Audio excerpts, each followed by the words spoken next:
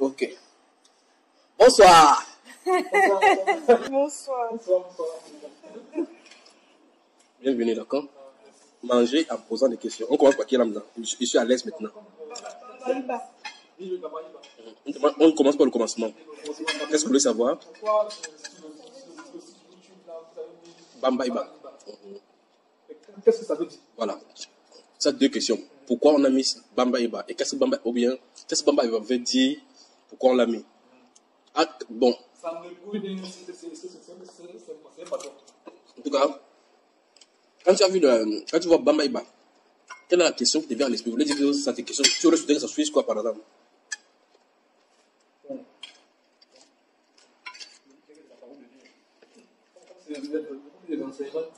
Bonsoir à vous tous qui nous écoutez sur Bamba Iba, justement, en entraînement. Nous sommes en live. Vous écoutez en Côte d'Ivoire, vous écoutez en France, du côté des Antilles, en Île-de-France, au Burkina Faso, au Mali. Nous sommes autour des riz, des bâtons. De quoi encore, mon frère? Tu manges quoi? Je mange des crudités. Il est devenu sérieux, parce qu'il a d'ailleurs. Avec le manioc. Il y a le coquille et le manioc. C'est bien préparé, n'est-ce pas? Vraiment très bien. Alors, donc, on veut savoir ce que votre Bamba Iba veut dire, quoi. Bamba Iba, c'est le nom de quelqu'un. Voilà, ils sont supplémentaires. On va dire comme ça. C'est le nom de la personne qui vient le tube, le compte. Il est en Côte d'Ivoire, il s'appelle Bamba Iba, c'est le docteur Bamba Iba. Mais son nom a une signification. Mais ton nom aussi a une signification, tous les noms ont une signification. C'est son nom de naissance. Son nom de naissance, il s'appelle docteur Bamba Iba. Si vous allez sur Internet, vous tapez docteur Bamba Iba, vous allez le voir. C'est un docteur connu en Côte d'Ivoire. Vous-même, à votre téléphone, vous tapez maintenant sur YouTube, sur Google, vous tapez docteur Bamba Iba, vous allez voir même des publications, ce qu'il a réalisé comme œuvre. Au milieu des œuvres chrétiennes, quoi. Donc, Bamba Iba, c'est une personne. Et pendant qu'on y est, ma dernière fille, Emmanuel, là, s'appelle Bamba. Donc, c'est son nom, c'est son père là-bas. D'accord? Mais vous avez Bamba également ici au Cameroun, vous avez Bamba au Mali, vous avez Bamba au Sénégal.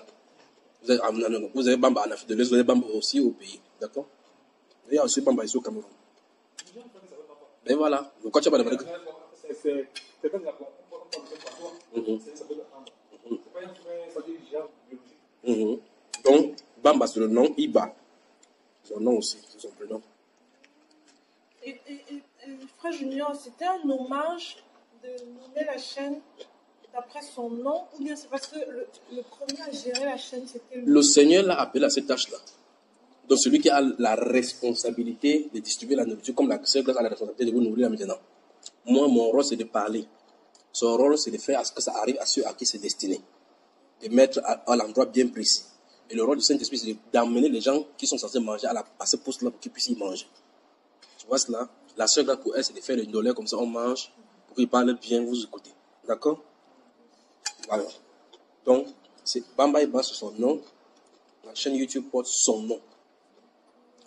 Parce qu'il est des gens qui disent, qui penseraient qu'on va mettre Jésus-Christ pour que ça soit pour Jésus-Christ.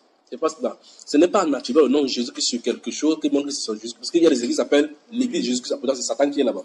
Pendant qu'on y est, par exemple, le livre qui est attribué à Paul, il n'y a pas une épître qu'on appelle Paul. On dit Timothée. Et puis de Paul à Timothée. Le nom de Timothée, Jude, Jean. Il n'y a pas le nom de Jésus-Christ sur ça. N'est-ce pas, mon cher? Et là, ça ne pose pas de problème. L'épître de Néhémie, les écrits de Néhémie, tu vois cela?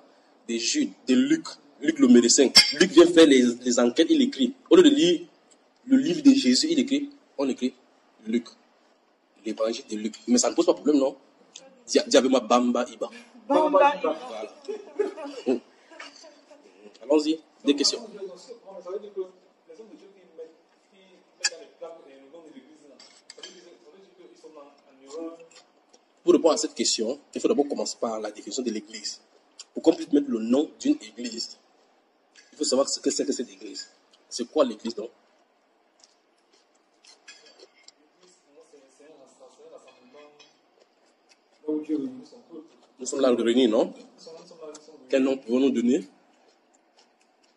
Bon, là, maintenant, c'est la parole. C'est la parole. Là-bas, c'est quoi alors? Là, le rassemblement, là aussi, c'est quoi? Le rassemblement dont tu es identifié comme étant l'église, là. Puisque tu as défini l'église comme le rassemblement du peuple de Dieu. Nous sommes le peuple de Satan. Non. Nous sommes le peuple de Dieu. La première condition est réunie. Deuxième condition, nous sommes réunis. Nous sommes rassemblés. Ça forme dans l'église telle que tu as dit, pas vrai? Ah, tu prends donc un nom. Tu prends quel nom?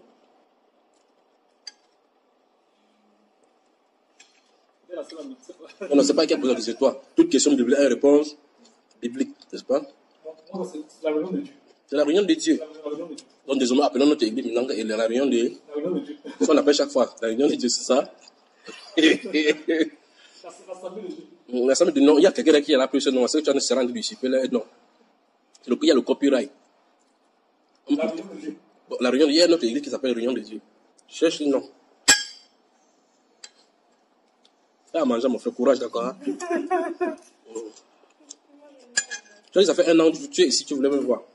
Et voici aujourd'hui. Tu peux me donner le pain un peu. Merci, madame. Alors, donc, si après que tu aies trouvé le nom, il va falloir qu'on parte, la sœur Grâce va chercher le soudeur là. On lui fait une plaque là-bas, on met ici dehors, une réunion de Dieu, selon le nom que tu auras trouvé. D'accord? Donc, on met comme ça, on fait comme ça. Qu'est-ce que tu as dit?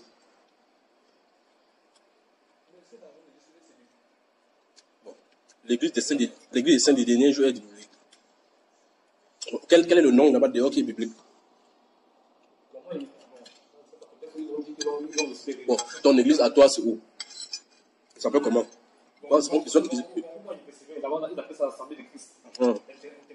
Voilà. Donc, il fallait qu'on commence par toi. Examine, on lui dit regarder les autres. Examine par toi. T'as pas biblique. Fallait y penser, non? Réfléchis donc maintenant si c'est biblique.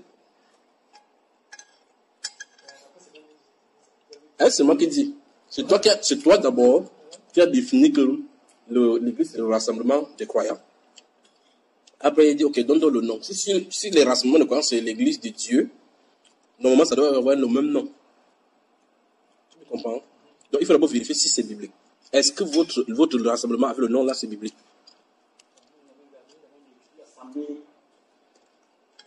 Tu as donné quel nom tout à l'heure? Tu as dit quoi? C'est biblique alors? Ah, donc ça veut dire que... Mais eux, ils disent qu'ils ont aussi la révélation. Non, ça c'est eux qui disent. Tout le monde, si tu interroges n'importe qui va te dire qu'ils ont aussi reçu la révélation. Est-ce que la révélation doit contredire la Bible? Est-ce qu'une révélation qui vient de Dieu contredit la Bible? Ok. Donc on vient encore à la fondation. Parce que pour que vous bâtissez un lieu, pour y mettre la plaque et les directions et autres, sortir faire la publicité de ça, il faut d'abord vérifier s'il y a d'abord la vérité à la fondation. Si la fondation n'a pas de vérité, tout ce que vous faites là-bas, c'est d'abord faux. On est d'accord? Prenons la première église qu'on connaît, la mère. Elle s'appelle comment? Non, la grande mère. Ah, l'église catholique. Donc tout le monde connaît que c'est elle qui est la mère. Il y a des catholiques dans la Bible. Okay. Je viens de dire que l'église catholique n'est pas biblique. Et pour vous, c'est biblique.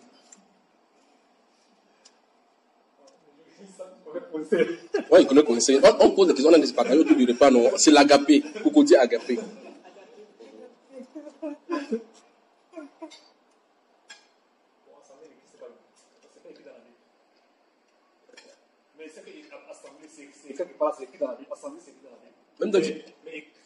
Même dans le dictionnaire, c'est écrit. Même assemblée aussi, même dans le dictionnaire. Parce qu'il y a plusieurs styles d'assemblée. Ce n'est pas le fait que ça soit écrit dans la Bible qui est le problème. Parce qu'il y a des gens qui vont mettre dans la Bible, par exemple, l'assemblée des saints. Tu comprends cela? Mais la question c'est, dans le concept du fond, est-ce que c'est d'après la révélation de la vérité biblique? C'est pas ce que je comprends. Il y a la forme, qui est l'extérieur qu'on voit, la faisabilité, l'étude, enfin, l'extérieur. Le fond. Si le fond n'est pas vrai, ce qu'on fait à l'intérieur là-bas, c'est le folklore. Tu comprends cela? Les pharisiens montraient la forme, mais le fond. Ils avaient abandonné les paroles de Dieu au profit de leur tradition. Je crains bien que ce soit la chose que nous sommes en train de faire. C'est-à-dire que dans la forme, Seigneur, je jeûne 2 fois par semaine. Seigneur, cet homme s'il ne respecte pas le sabbat, nous respectons le sabbat. Il dit sépulcre blanchi. Voilà. Mais Jésus dit sépulcre quoi? Blanchi, tombeau blanchi. Tu vois, imagine un peu, regarde le tombeau, comment on fait le tombeau au village. Tu vois, on a enterré telle personne, bien, avec l'or, on l'a enterré avec la voiture. Sa veste a coûté 250 000. À l'intérieur, sont les ossements pourris. Donc même si vous faites le carreau dans la tombe, vous mettez la vitre, vous mettez même la caméra pour voir comment ils sont pour aller dans la nuit. Ça ne sert plus à rien. Tombeau blanchi. Donc en fait, il faut regarder la putréfaction à l'intérieur. Autrement dit, il faut observer la forme. Le fond d'abord, avant la forme. Le fond, c'est que c'est Jésus qui bâtit l'église. Ça, c'est clair dans les Saintes Écritures. Tu es pierre sur cette pierre, je bâtirai mon église et les portes du séjour de monde ne prévaudront point contre elle. Voilà le fond. 1. Qui bâtit l'église? Un homme dit que l'église, si j'ai bâti ici, j'ai souffert pour bâtir ça. Donc il est Jésus, non? Si vous ne voulez pas venir dans mon église, ou vous ne pas payer, comme je dis, sortez de mon église, vous ne savez pas comment j'ai souffert. Donc il a son église à lui, Jésus a son église à lui. Pas vrai? En tout cas, même s'il ne dit pas ça, la question c'est, là où il a bâti, là qu'il appelle église, qui l'a bâti? Qui a bâti? Si c'est lui, je sais que ce n'est pas l'église de Jésus. Parce que si c'est l'église de Jésus, c'est lui qui doit bâtir. Parce qu'il a dit de façon solennelle, je bâtirai mon église. Toute l'église du Seigneur Jésus, c'est lui qui bâtit. Il n'y a pas un endroit où un homme bâtit. C'est ça qui est curieux. Donc si un homme bâtit l'église d'une certaine façon, quel que soit le cas qu'un homme bâtit, ce n'est pas l'église du Seigneur Jésus. Non, n'essaie pas d'arranger. Tu es en train de mettre le carreau sur la tombe là maintenant, pour que ça soit joli. Donc regardons clairement pour examiner si c'est les ossements humains qui sont dedans, n'est-ce pas ma soeur? Toute question biblique a une réponse. Alors c'est le fond qu'il faut regarder. Jésus a dit, est-ce que tu as entendu quelqu'un dire, j'ai bâti l'église dans la Bible? Mais le Saint-Esprit dit, j'ai posé la fondation comme un sage architecte. Et un autre bâti dessus. Que personne ne peut plus poser une autre fondation autre que ça a été bâti. Donc, ceux-là ont creusé par le Saint-Esprit, creusé, mettre la fondation. Mais souviens-toi qui creuse là où il creusait, ce n'était même pas au Cameroun. Mais tu venais me dire qu'il y a une autre église que quelqu'un d'autre a bâti à Yaoundé. Ça, il parle pour ton cas spécifique, il n'en touche pas d'autres cas, spécifiquement toi. Et donc, par ricochet, ça, de façon dégénérescente, par continuité, ça touche d'autres personnes. Alors Jésus dit dans Matthieu 16, tu es pierre sur cette pierre, je bâtirai mon église. C'est sur cette parole, justement, que la première église, appelée église catholique, est bâtie. Prend sa révélation. Pour dire, comme Jésus a dit à Pierre que tu es pierre, bâtir mon église, Pierre est le premier pape de l'église. Et pape veut dire père. Et Jésus, dans ce Matthieu 23, verset 8, dit à ses disciples d'appeler personne sur la terre votre père. Et il vient mentir de Jésus en disant que Pierre était le premier pape. Entre-temps, dans les Saintes Écritures, aucun ne l'appelle père, ni de padre, ni aussi. Il s'appelle frère. Premier mensonge. Donc on a menti sur le Seigneur, menti sur Pierre. On touche maintenant à la révélation. Ils disent, l'église que Jésus-Christ parlait, il a bâti ça sur Pierre. Parce que Jésus a dit, tu es pierre sur cette pierre. Il y a deux pierres. Pierre qui est Céphas, Pierre qui est le rocher. Parce que dans les Saintes Écritures, c'est clair. Il n'est pas de question d'être net. Mais si tu lis Matthieu 23, Matthieu 16, dans le champ de cité, il y a Pierre, la personne Céphas. Et il y a Pétra, qui est le rocher. Ah, donc il y a deux mots différents. Tu as la Bible ici? Alors, coup prend la Bible. Le temps qu'on prend une récréation, ouvre la tienne et elle va ouvrir la sienne. Le temps qu'on, ma femme nous mettait encore un verre de jus là. Bienvenue chez nous. Que dis-je? Bienvenue chez vous. Donc, en fin de compte, on se voit, non? Et plus pourquoi, mon cher?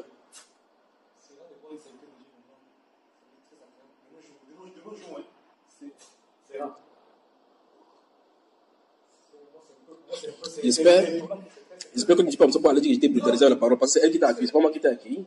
C'est ma femme, c'est son rôle là-bas. C'est elle qui rend le pays habitable.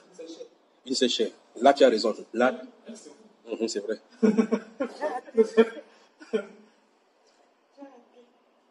Elle, c'est vous. Non, elle t'a dit que.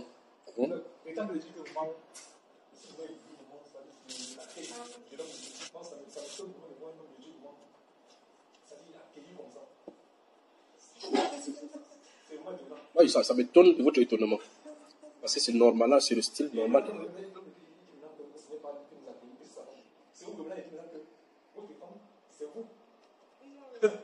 C'est la même chaîne. Non, mais c'est pas. C'est la même chaîne. Que Dieu vous bénisse, d'accord? C'est ça. Ça m'a marqué. Très C'est marquant. très marqué. Tu as vu le frère qui Comme le frère, il m'a accueilli aussi, mais c'est très bien accueilli. est venu prendre en route là avec sa voiture. Il m'a bien accueilli. Avec la parole de Dieu. Le temps qu'on était là, C'est le frère Henri, c'est l'un des conducteurs. On retourne donc dans la Bible avant qu'on nous mette en sortir. Tu as dit que tu avais la Bible, non? Ah, je vais dans le... Matthieu, ouvre le livre, Matthieu. J'espère que les téléphones ne vont pas sonner là, parce que pendant Non, que tu non, travailles. non. Vous voyez que là, maintenant, on est en train de manger physiquement et spirituellement. On regarde la forme et le fond. La sœur là, elle calme dans son côté. Elle dit qu'elle a fini sa mission. Donc, elle a mis vos chairs KO. Maintenant, elle veut que je mette votre esprit KO. Ah, je t'aime, chérie. Alors, nous sommes Matthieu 16. Matthieu 16. Matthieu chapitre 16. Des telles choses, pendant qu'on parle comme ça, vous ferez mais d'enregistrer. Si vous pouvez enregistrer, vous enregistrez. Ok, c'est bon, ne t'inquiète pas. Oui, vous êtes là. Matthieu, c'est bon là où tu as assez d'espace? Oui. Ok. Matthieu chapitre 16. Vous entendez comment il demande si ça enregistre là-bas? Matthieu chapitre 16. Lis le verset 16, 17 et 18. Toi-même lis. Les paroles de Jésus dans ta Bible, elles sont en rouge, n'est-ce pas? Alors, verset 16 dit... Simon-Pierre répondit, tu es le Christ, le Fils du Dieu vivant. Oui. Jésus, reprenant la parole, lui dit, tu es heureux, Simon, fils de Jonas, car ce ne sont pas la chair et le sang qui t'ont révélé cela, mais c'est mon Père qui est dans les cieux. Et moi, je te dis que tu es Pierre. Stop. Le pied est écrit comment? Avec grand P. Avec grand P. Voilà, maintenant, allez. Et que sur cette pierre... c'est écrit comment? C'est un petit P. Voilà, maintenant, quand vous regardez dans l'original, les Écritures, parce que c'est en français. Là, on peut discuter en disant que les Écritures ne sont pas écrites en français, et puis dans ce cas, Pierre, c'est Pierre, c'est l'écrivain qui a choisi de mettre grand P et petit P. Mais quand vous rentrez dans l'original, quand vous rentrez dans le grec, c'est écrit Képhas et maintenant le deuxième mot n'est plus Képhas, qui veut dire Pierre, c'est plutôt maintenant Petra. Donc, normalement, pour le latin, ça veut dire Petra, c'est-à-dire que le rocher. Donc, nous sommes encore à l'église catholique, on a touché ta part. L'église catholique dit donc que c'est cette révélation, c'est ici qu'ils ont. Parce que quand tu vas dans n'importe église, si ils écrivent un nom, ils vont mettre un verset. Pour dire c'est ici que nous avons tiré notre révélation. Toutes les églises. Pas vrai? Ok, maintenant, on regarde. Maintenant, on va questionner la grand-mère. Si la grand-mère a eu un bon héritage. Si elle n'a pas eu un bon héritage, tout ce qu'elle fait là-bas, c'est le joug. Donc, ça veut dire qu'elle est dans le coutume d'Amérique, il faut qu'on les délivre. Donc, ça veut dire que cette femme-ci dit, sur cette pierre, qui bâtit l'église, on dit donc que la basilique Saint-Pierre de Rome est bâtie sur pierre, sur pierre, pas vrai? On dit la basilique Saint-Pierre où le pape reste, on dit Habemas Papa. C'est que nous avons le pape. On dit que c'est bâti sur les os de pierre. Ça veut dire que l'église est bâtie sur le cadavre. Vrai ou faux? Jésus a dit que l'église est bâtie sur le cadavre, vrai ou faux? Ok, donc Jésus bâtit l'église sur le cadavre alors. Tu vois qu'il y a un problème. Écoute-moi bien. Hein? Écoute bien. Là, nous nous trouvons ici. Jésus est vivant. Il est vivant, son corps est là. Il a parlé à Pierre. Il dit, tu es Pierre. Et sur cette pierre, il n'a pas dit sur toi. Il a dit sur cette pierre. Pas vrai? Tu es Pierre et sur cette pierre. Tu es Pierre et sur cette pierre. Pas tu es Pierre et sur toi. Vous voyez la différence? C'est ce qui est clair, non? Est-ce qu'il a dit tu es Pierre sur toi? Il a dit, j'ai passé l'église sur toi. Lis ce qui est écrit, il a dit, et moi il te dit, tu es Pierre, et sur cette. Donc ce n'est plus la personne qui l'a dit. Même le bon sens, il faut qu'on comprenne cela. Si ça nous était parlé, il dit, frère, l'habit là qui est sur toi, il me peut dire l'habit qui est, cet habit qui est ici, alors que c'est sur toi. Il dit, tu es Pierre, et sur cette pierre, cette. Oui, pas toi.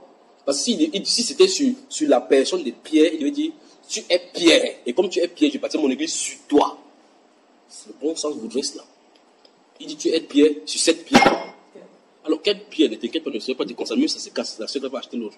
Donc, il dit, si tu es Pierre sur cette pierre, j'ai bâti l'église. Donc, il y a une pierre à qui Jésus parlait, et il y a une autre pierre sur laquelle l'église est bâtie. Cette pierre-là, le pronom démonstratif, la justice démonstrative, ou vous appelez ça quoi? Cette. D'accord? Ça désigne clairement que ce ne s'agit pas de pierre, le premier pierre à qui il s'adressait. Nous sommes d'accord? Ça, c'est un.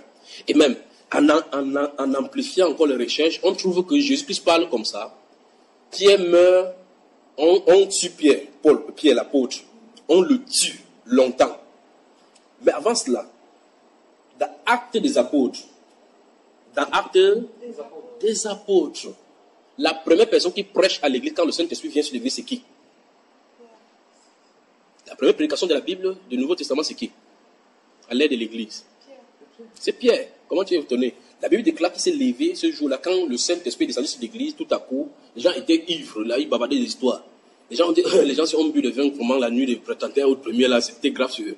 Il dit non, c'est ici que c'est compris ce qu'a dit le prophète Joël. Dans les derniers temps, dit le Seigneur, je verserai mon esprit sur toutes chair, vos fils et vos filles prophétiseront. Vos jeunes gens auront des visions, vos vieux auront des songes. Ils disent, oui, sur mes servants et sur mes serviteurs, en ce jour-là, je déverserai mon esprit et prophétiseront. Et en ce jour-là, quiconque invoquera le nom du Seigneur sera sauvé, il y aura des signes dans le ciel, et ainsi de suite. Dans Actes chapitre 2, du verset 14 jusqu'au verset 32. C'est là où c'est écrit. Maintenant, qu'est-ce que la Bible déclare? La Bible déclare qu'à partir de là, il va commencer à prêcher. Pierre va commencer à prêcher. Parce que l'homme est venu. Il dit que David n'est pas mort, son tombeau est au milieu de nous. C'est de la résurrection que Christ qui parlait comme ça. La Bible déclare au verset 37, chapitre 2 de Actes des Apôtres. Lorsqu'ils eurent entendu ce discours,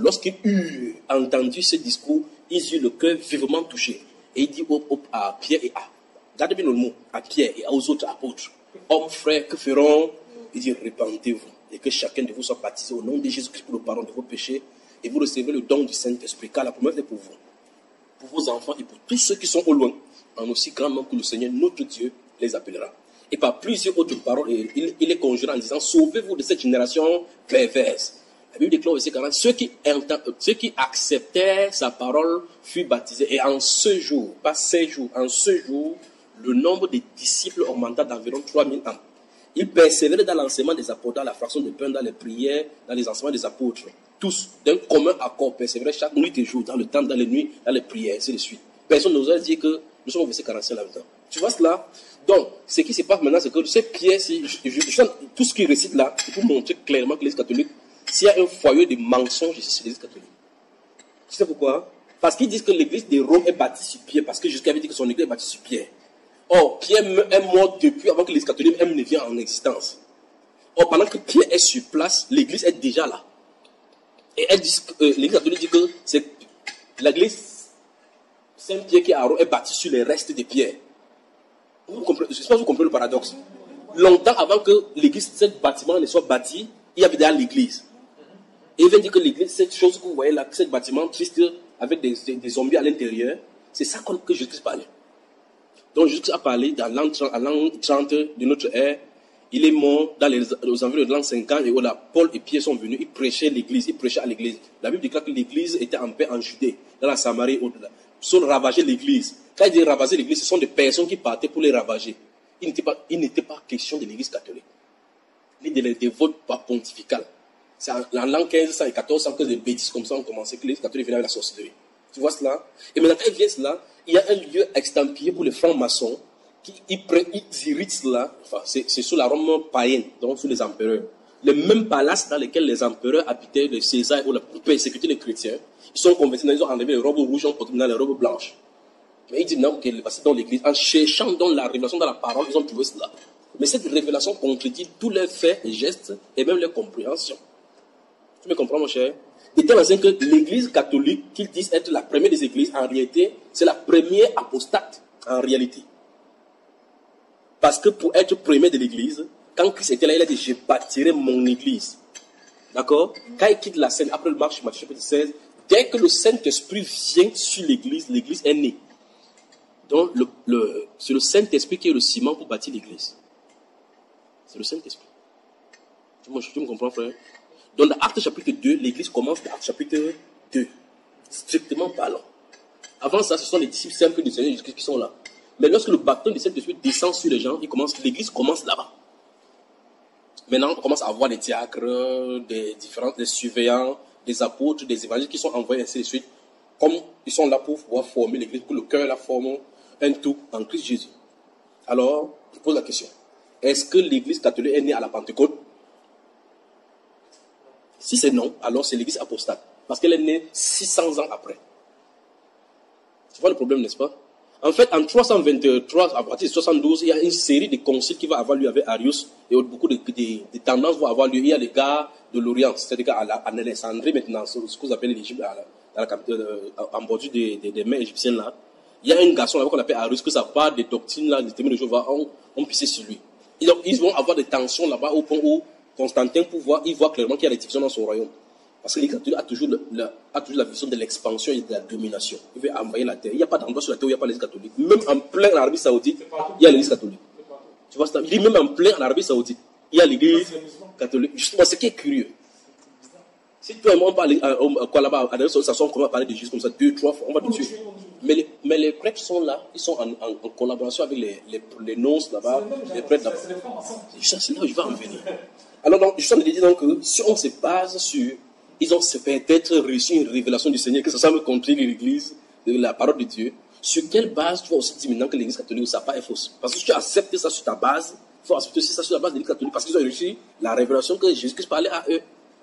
Et leur révélation est justement contre l'Église, la Bible. Donc il faut donc laisser la Bible dire ce qu'elle appelle Église, laisser la Bible définir ce qu'elle appelle Église, laisser la Bible définir ses corollaires, les différentes fondations, les différentes bases de ce qu'elle appelle Église. Quand on a laissé cela, dit cela, alors la Bible va parler ce qu'elle pense et elle pense ce qu'elle parle. De telle sorte que si quelqu'un parle différemment de la Bible, cette personne c'est un menteur. Comme la Bible déclare en Romains, que tout homme soit reconnu menteur, et seul Dieu pour vrai. Tu as suivi? Je recommence dans ce qui est posé comme question de le départ. L'église, donc, c'est quoi? Mange, mon frère, bon appétit. Il ne faut pas que tu me dises que je t'ai pesé l'appétit. Non, moi, j'aime la parole. Non, mange quand même. Même Jésus a dit, c'est sûr que laissez vous avez trop parlé aujourd'hui, la Bible, vous associez, mangez un peu. Reposez-vous, n'est-ce pas? Mange. Et parle. C'est autour de la table que ça commence. Il y a des grandes prédications, des grands enseignements de Jésus, c'était autour de la table. Hein. Pour enseigner sur l'hypocrisie des gens, ils s'assoient comme ça là. Une femme entre comme ça là, elle commence à laver le pied de Jésus avec ses larmes, elle dit merde. Le gars c'est un saint, on conseille à la table qu'une femme la touche comme ça. Ça c'est dans son cœur qu'elle dit Simon. Il dit si cet homme-ci connaissait de quelle espèce est cette femme-là, il ne nous a même pas accepté. Il dit Simon, depuis que je suis entré chez toi, il fait ça en mangeant son coq. Jésus connaissait sa pensée. Oui, mais c'est peut-être dire qu'ils étaient autour de la table, le fait qu'ils mangeaient, ça ne veut pas qu'ils prêchent. Donc parle. Comme tu as compris dans il compris plus l'histoire. Parle. C'est quoi dans l'église? Si tu comprends bien ce qu'il dit par rapport à cela, c'est que tu ne dois pas réfléchir en fronçant le visage.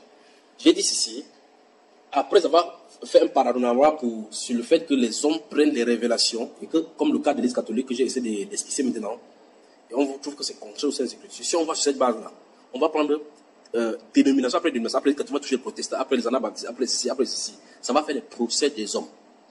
Pourquoi ne pas plutôt regarder ce que la Bible elle-même, elle dit? Sur cette base-là, chacun s'est mis là-dessus. C'est-à-dire que tu regardes que, est-ce que je suis en règle? Quand je dis pas en règle, c'est que c'est toi qui as le problème, c'est pas la Bible. Donc, ce serait bien plutôt qu'on dit, la Bible déclare que la Bible, voici ce qu'elle appelle par Église. Fin de citation. Selon la Bible, qu'est-ce que ça dit? Si tu ne connais pas, je te donne la partie où on parle clairement de cela. Ou tu as peur de lire ça aussi? Non, Ouvre l'Éphésiens. Ah, c'est le coq. Comment c'est? Coq. Ah, le coq. Moi-même, j'ai eu du mal à... Éphésiens chapitre 5.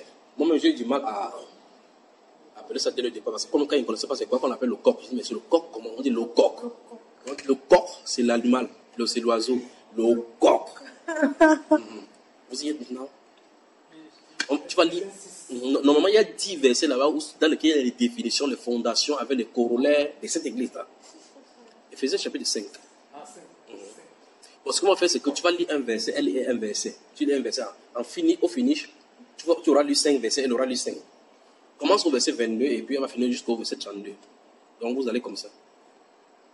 Tu lis en premier. Amen, lis. Femmes, soyez soumises à vos maris, comme au Seigneur. Car le mari est le chef de la femme, comme Christ est le chef de l'Église, qui est son corps, et dont il est le sauveur. Arrêtons là-bas là. Donc tout est dit là-bas. Donc si tu veux savoir n'importe quoi sur l'Église. L'Église, c'est le corps de Christ. Donc, est-ce que c'était compliqué? C'est le corps de Christ. Donc qui a dit que l'Église c'est le corps de Christ? Qui a dit ça? L'apôtre Paul. Non, tu viens de lire ça où?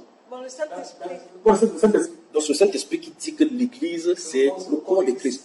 Allons doucement maintenant. Bon appétit. Voilà. Donc, ça veut dire qu'on n'a pas consulté un pasteur. On n'a pas consulté un pape. On n'a pas consulté une dénomination. Ce n'est pas une église qui a défini l'église comme ça. Ce n'est pas un docteur qui... C'est la Bible qui se définit elle-même l'église. Donc voilà la définition de l'église. L'église est le corps. Maintenant, allons-y maintenant doucement. Tout à l'heure là, regarde-moi maintenant. C'est amusant, ça commence à être bon, n'est-ce pas? C'est intéressant. Tu vois ces murs, ça c'est une maison où nous habitions. Où nous habitons maintenant. Dans certains endroits, les gens construisent comme ça. Tu vois, église, tu as dit, tu n'as pas été quoi là? Comprends? Assemblée d'église internationale. Donc, il y a une plaque comme ça. Dans le couloir, on a mis une flèche comme ça pour montrer que voilà ça là-bas, n'est-ce pas? Ah, la flèche. Quand tu vois la flèche, ça indique quoi? Ça indique que l'église. C'est simple. Donc, si je me tiens à cette plaque-là, je regarde à la direction que pointe cette flèche-là, je vois le corps de Christ. N'est-ce pas, mon cher? Réponse-moi pas oui ou pas non. On va voir où la faute se trouve. Le corps de Christ. Non, attention. Il dit si c'est utilisé pour ton cas. Quand on vient chez vous là-bas, parce que quand tu vas indiquer à quelqu'un, tu vas dire que descends là-bas et tout, au carrefour là-bas. Là où il y a le carnivore, on met souvent la poubelle. Oui, à la poubelle, à droite, tu tournes comme ça. Tu vas voir la plaque là-bas. C'est pas ça? La plaque là-bas, tu vas voir la flèche. Suis seulement la flèche. Quand la personne suit la flèche, elle a décidé de se diriger où? À l'église. C'est-à-dire le corps. Donc quand il vient comme ça, il va voir le corps. Et un endroit qu'on a bâti le corps, qui l'a bâti. Non, dis pas ce que j'ai dit. Là-bas, c'est l'homme. Là-bas, c'est l'homme. Ici, c'est qui? Là où tu as lu dans la Bible, c'est qui? Bon, je pose la question. Il y a deux corps de Christ. Ok, donc on va recommencer encore. Qui a tort? C'est nous les hommes. Donc qu'est-ce qui est faux? La Bible ou ça? C'est nous les hommes qui s'en font. Laisse-nous le entièrement. On va prendre cas par cas. Donc pour vous, qui a tort? C'est la Bible. Si on prend ta Bible à toi, tu lis ce que tu viens de lire là. Est-ce que ce que ta Bible a de dire, l'église est le corps de Christ, c'est de votre église dont tu parlais? Là où vous avez indiqué la plaque là. Donc si ça ne parle pas de ça, ça se pose que la Bible ne connaît pas ça comme le corps. Et il recommence encore petit, tu étais un peu distrait. Il disait ceci, c'est vraiment dire que ce que la Bible appelle par corps de Christ, si c'est que vous êtes, ou bien c'est que ça Je t'assure. n'est pas ça le corps de Christ, alors la Bible ne vous connaît pas comme le corps. Comment le frère a peu de parler maintenant? Tu as admis avec moi qu'il n'y a pas deux corps de Christ. Il n'y a pas de corps. Tu as admis avec moi que c'est la Bible qui a raison, qu'elle a défini ce que le corps. Elle a dit que le corps de Christ, c'est que l'église c'est le corps de Christ. Et chez vous, vous avez mis une plaque pour indiquer une église que vous pensez être le corps de Christ. Et tu me dis avec raison que la Bible, c'est pas ce que le Saint-Esprit a dit là-bas comme étant le corps de Christ, pas vrai? Parce que ce corps de Christ, Jésus avait dit, c'est lui qui bâtissait, tu te souviens? Je bâtirai mon église. Et ici, on a réitéré que l'église qui est son corps, dont il est le sauveur, c'est toujours Jésus. On commence doucement. Ça veut dire que quand je vais là-bas, si je finis la plaque, c'est que mon œil tape sur quoi? Je dis physiquement pour vous maintenant. Quand je vais là-bas, mon œil tape sur quoi? Non, attention. La plaque n'indiquait qui quoi là-bas? L'assemblée. L'assemblée, ou bien encore quoi? L'église, hein? Le bâtiment. C'est pas l'église. Dans aucun verset biblique, le bâtiment n'est appelé l'église. Dans aucun, il n'y en a pas. Même en passant seulement. On va revenir sur le verset 22. Il dit, femmes, soyez soumises à vos maris, comme quoi? Au Seigneur. Oui, regarde bien. Verset 22, toi lis encore. Toi, oui. Soyez soumis à vos maris comme au Seigneur. Oui. Oui, toi lis. Car le mari est le chef de la femme, comme Christ est le chef de l'église. Arrêtons, vous voyez que Dieu a tellement des choses simples pour que nous n'ayons pas de problème. Quand vous voyez comme, en français on dit que comme introduit une comparaison.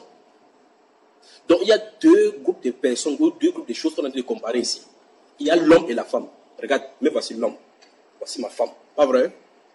On a dit de nous comparer notre relation à une autre relation qui est duelle également. Dual.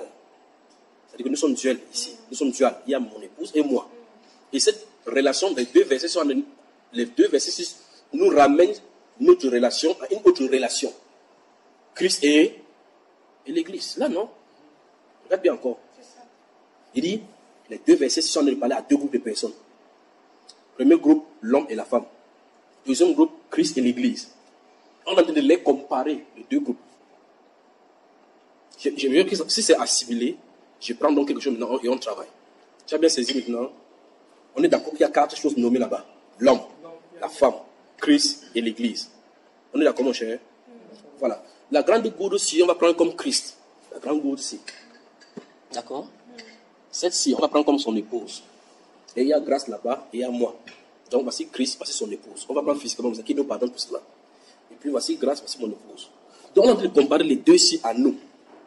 Et le commandement qu'on est en train de nous dire, c'est que femme, écoute bien, parce que dans la comparaison, c'est là où on va encore retrouver le problème de l'Église. Femme, sois soumise à ton mari. Donc on dit à grâce d'être soumise à moi. Et on compare ces relations-ci à l'Église est soumise à Christ. Donc la femme, donc, dans ces conditions-ci, symbolise qui? La femme. L'Église symbolise la femme. Donc si je veux voir les relations, on s'adresse à la femme d'être soumise ici, comme on s'adresse à l'Église d'être soumise à Christ. Donc la femme est le symbole de l'Église. C'est simple, non? L'homme est le symbole de Christ. Parce que c'est pour ça qu'il est chef. Et on dit que l'homme est le chef de la femme. Christ est le chef de l'homme. D'accord? Jusque-là, on est d'accord? Ok. En clair, la femme, son symbole, c'est l'Église. Ou encore l'Église, son symbole, c'est la femme. Donc si on voit physiquement la femme, Dieu en train de regarder l'Église. Si on voit physiquement l'homme et son comportement, on a de regarder Christ. On est d'accord? Alors, je pose la question. Celle-ci est un être? Oui. Je suis un être? Oui. Celui-ci est un être? Celui-ci est un être, non? Oui. Alors, forcément, celle-ci est un être également. Parce qu'on ne peut pas comparer une femme avec un objet. Un homme avec un être. Donc, pour que les comparaisons marchent, il faut que les deux soient dans la même dualité. C'est-à-dire que celle-ci et celle-ci sont de même nature. Alors, celle-ci et celui-ci sont de même nature. Nous sommes d'accord?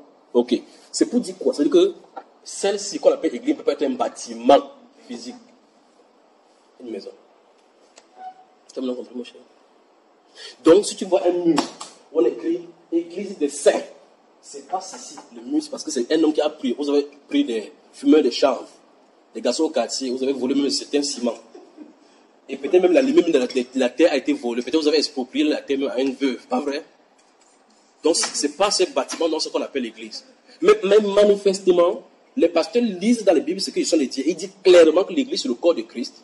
Mais ce qu'ils appellent l'église est autre chose. C'est-à-dire que dans l'esprit du verset biblique, ils citent exactement ce qu'ils sont les dire. Mais ce qu'ils appellent l'église, c'est plutôt le bâtiment. Par exemple, quand il dit par exemple, venez le dimanche à l'église. Pour lui, l'église, là où on va venir, c'est quoi? C'est le lieu là, n'est-ce pas? Alors l'église n'est pas un lieu. Je veux que tu me dises avec moi, l'église n'est pas un lieu. On doit y aller. Non, suis bien. Avant, on te pose la question. Je veux que tu assimiles. Dis, l'église n'est pas un lieu. Elle ne sera jamais un lieu. Parce que ça n'a jamais été un lieu. L'église n'est pas un lieu de rassemblement. Il répète en faisant le visage. Dis, l'église n'est pas un lieu de rassemblement. Dis, même si ça semble être bizarre, tu vas entendre tout à l'heure, n'a jamais été un lieu de rassemblement et ne sera jamais un lieu de rassemblement. Parce que l'église, c'est la femme de Jésus. La femme de Jésus n'est pas un lieu. La femme de Jésus, c'est un être de même nature que Jésus, comme la femme est de même nature que son mari. Donc la femme est faite de chair, son mari est fait de chair. Alors Christ est fait de l'esprit. Alors sa femme est faite de l'esprit. Pas en ciment. Non, ne ris pas, frère, c'est important. Pas en ciment, avec les peintures. On a mis les décorations, les carreaux, avec les tapis verts et rouges, avec les guirlandes. Et les arbres de Noël, ce n'est pas l'église. Voilà. Voilà dans ça dedans. Voilà la vérité. Bienvenue à Douala. Tu vois que nos langages nous trahissent. Venez à l'église. Il faut venir, après ça ne va pas, on dit même venez à la maison de Dieu. La maison de Dieu, c'est où?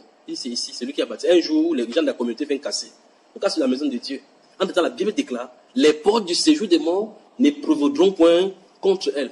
Seulement le tonnerre fait brrr, ça casse les basiliques Saint-Pierre. On dit qu'on a fait. Enfin, en France, vous avez vu Notre-Dame là-bas qui a pris feu parce que les gens ont commencé à contribuer.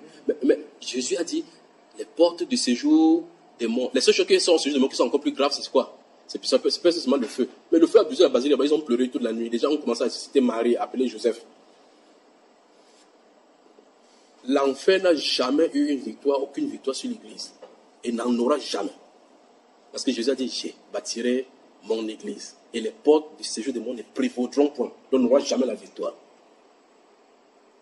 Tu as compris ce que c'est que l'église, mon frère? Tu as compris ce que c'est que ma femme? Qui est ma femme? Parce que imagine, tu entres ici. Et puis une poupée sur là-bas. Bonjour! Une poupée. Vous savez que les gens se marient avec les poupées. Tu sais ça, non? Les poupées sexuelles, là. Tu imagines que tu entres chez moi. Il t'appelle que frère, va à la maison, quelqu'un va t'ouvrir la porte. Tu appuies sur la télécommande. C'est bonjour, entrez, vous êtes chez frère Chignon, asseyez-vous. Et puis tu t'assois là-bas, la poupée s'assoit. Tu vas te sentir à l'aise, frère? Non. Parce qu'on n'est pas de la même nature. D'accord? Elle sera la poupée. Tu vois cela? Parce que cette poupée-là que les gens marient maintenant ne sont pas des êtres identiques comme nous. Ce sont des conceptions démoniaques. Ce sont des plans pour dire, si vous appelez l'église du Seigneur jusqu'à autre chose, vous allez donner la poupée sexuelle à Jésus. C'est exactement ce que j'ai envie de faire. C'est de la perversion. C'est la perversion. J'ai dit la vérité ou je ne dis pas la vérité. Tu peux qu'il parle. C'est la vérité, c'est la vérité. C'est ça que c'est trop fort.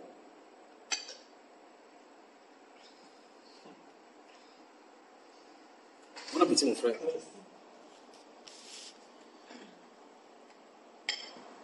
Donc tu vois le problème, tout le problème que tu vas avoir tourné autour de l'église.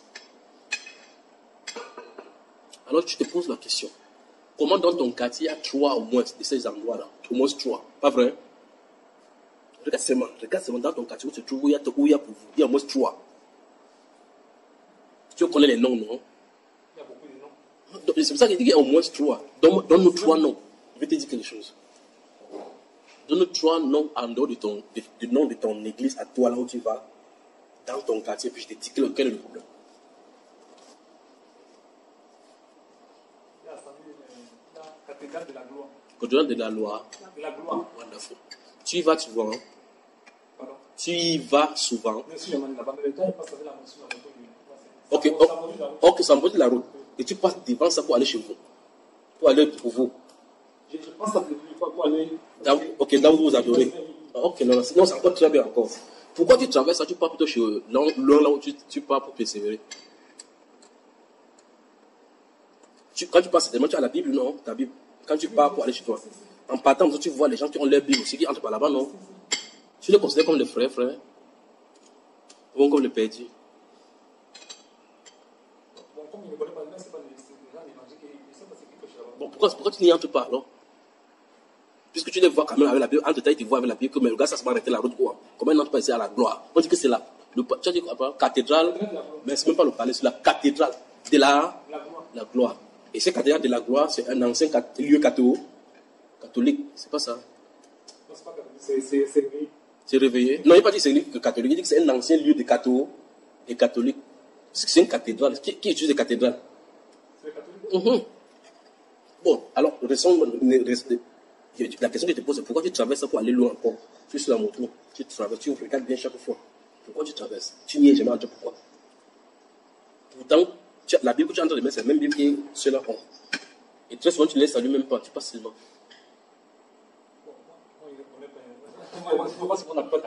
Mais cette plaque-là, c'est identique comme votre plaque à vous, non? Pendant que tu es en train de passer comme ça, quelqu'un aussi traverse pour vous là-bas devant. Pour venir à la cathédrale de la gloire. Vous traversez en route comme ça là.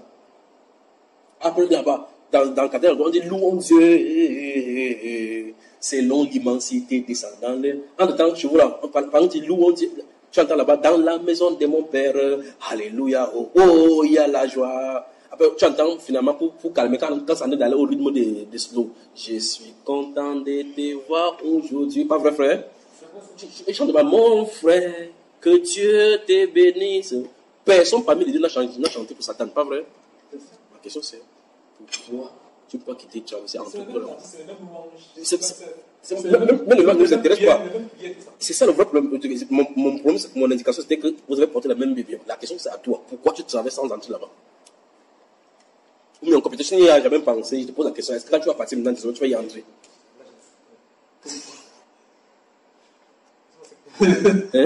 Si tu dois parti là-bas. Oui, puisque regarde bien, tu dis que tu quittes d'ici, ta maison c'est ici. Tu travailles à la cathédrale de la gloire ici, pour aller loin à, où c'est quoi, pourquoi, rue Christ par ici là. Pourquoi te donner tant de paix alors qu'il y a quelque chose à côté de toi?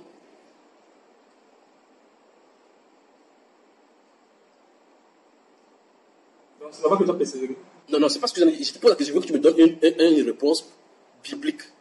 Ou bien encore une réponse personnelle d'abord avant qu'on regarde bibliquement. N'est-ce pas? Pour que tu vois là où le problème vient. En tout cas, toujours est-il que je sens puisque j'ai parlé du fond tout à l'heure, je vais mettre l'aiguille pour montrer que le fond, il y a un problème de fond. Parce que Jésus a dit que si tu salues seulement ceux que tu connaisses, il dit que les païens aussi font autant. C'est pas ce qu'il a dit. Non, si je passe, il dit que non. Non. Tu as dit que tu ne le connais pas, non? C'est pour ça que tu ne parles pas. Jésus a dit que salut la sœur, c'est pourquoi il ne la connaît pas, c'est pour ça qu'il ne salue pas. Il dit que les païens, si tu fais comme ça, les païens aussi font autant. Si tu veux saluer, moi, saluer la personne que tu connais. Tu veux voir ce que la Bible dit? Tu veux voir ce que la Bible dit? Tu veux voir ce que la Bible dit? Ou tu as encore peur? 1 Corinthiens. Bienvenue à Douala. Ma femme a bien fait de vous préparer pour dormir ici parce qu'on a toute la nuit. Moi, ça ne me dérange pas. D'accord. Ok, il n'y a pas de problème. 1 Corinthiens chapitre 3. Tu y es? Tu es prêt, mon cher? Remarque bien qu'on a pris Ephésiens chapitre 5. Vous avez lu 2 versets alors que nous avons lu jusqu'au verset 32.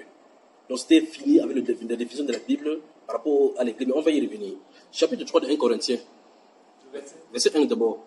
2, 3 et suivant. Jusqu'à ce qu'il dit stop. Pour moi, frère, ce n'est pas comme à des hommes spirituels que j'ai pu vous parler. Oui. Mais comme à des hommes charnels. Oui. Comme à des enfants en Christ. Oui. Et vous êtes donné du lait, non de la nourriture solide. Oui. Car vous ne pouviez pas la supporter. Oui. Et vous ne le pouvez pas même à présent. Mais on ne peut pas justifier ça à cette époque, c'est parce que ça lance 5 ans. Plus de 2000 ans plus tard, les gens au moins, un bébé au moins fait 7 mois, il commence à quitter le sein, n'est-ce pas ma soeur? Quelqu'un peut me dire qu'il va prendre le lait pendant 2000 ans. Continuons. Parce que vous êtes encore charnel. En effet, puisqu'il y a parmi vous de la jalousie et des disputes, oui. N'êtes-vous pas charnel et Oui. ne marchez-vous pas selon l'homme? Oui. Quand l'un dit Stop. Ce que tu vas voir là-bas, tu vas remplacer par ce que tu as dit, parler de la gloire, c'est cathédrale de gloire. Et puis, la deuxième chose, tu remplaces par ton église. Allons-y. Quand l'un dit, moi je suis de Paul. non, remplace Paul par cathédrale de ceci. Alors, quand l'un dit, moi je suis de la cathédrale de la gloire. oui. Et l'autre Et de l'Assemblée. un autre, moi, de l'Assemblée de Christ international. Oui. N'êtes-vous pas. N'êtes-vous pas des hommes? Stop. Tu vois, il a commencé par dire que vous êtes charnel. Il parle aux enfants que c'est que c'était. On doit se considérer tous comme ça, tous comme le corps de Christ. Tout à l'heure, je te pose la question, il y a combien de corps de Christ? Tu as dit qu'il y avait combien? C'est une évidence. C'est pour ça que je te pose la question, est-ce que c'est ton lieu qu'il appelle corps de Christ? Si tu dis non, je veux dire que, est-ce que quand tu as vu la parole de la gloire, tu commences à comprendre? Il va encore amplifier. Bois un coup, rentre sur la gauche, j'arrive.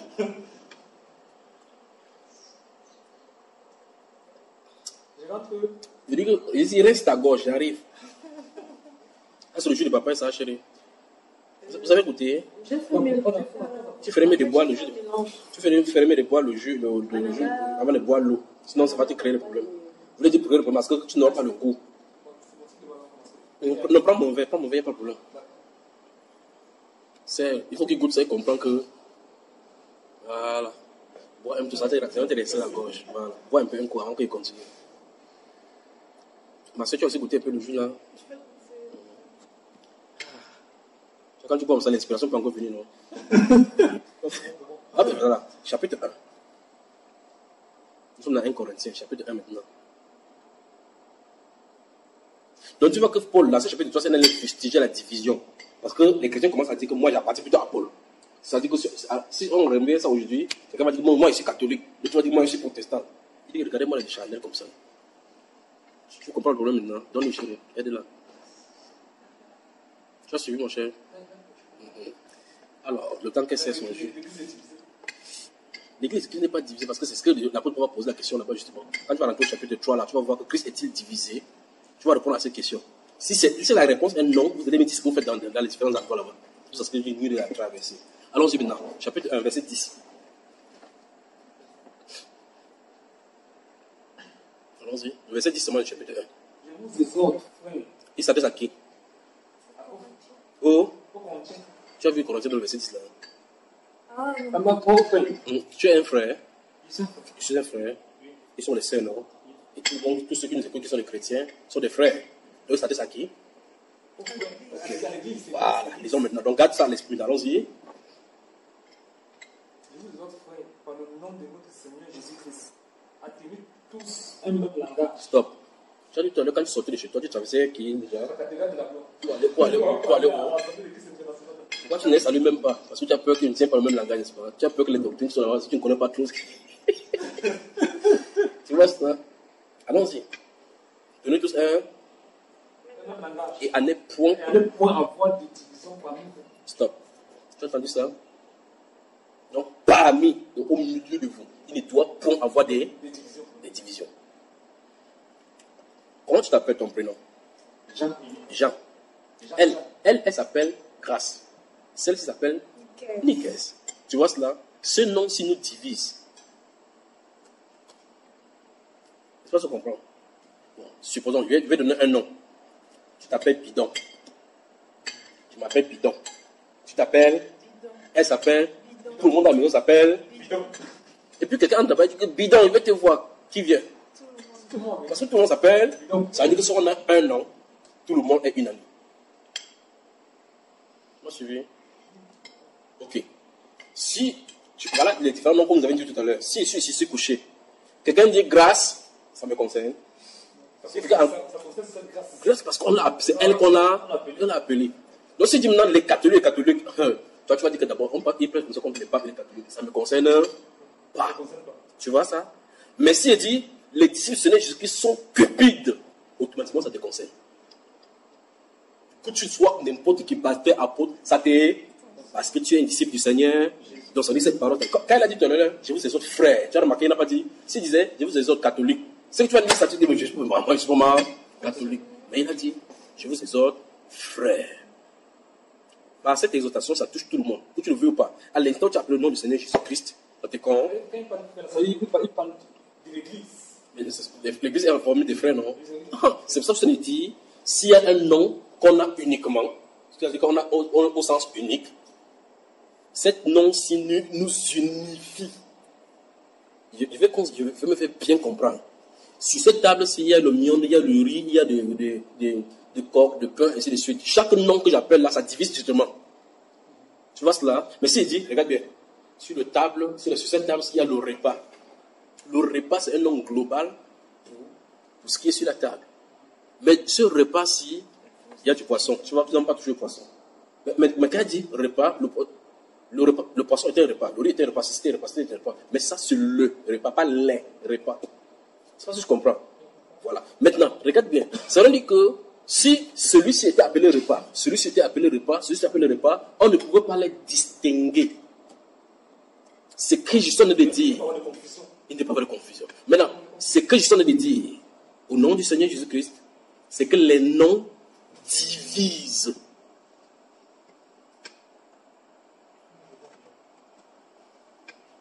Les noms divisent. Ça dénombre, ça démembre.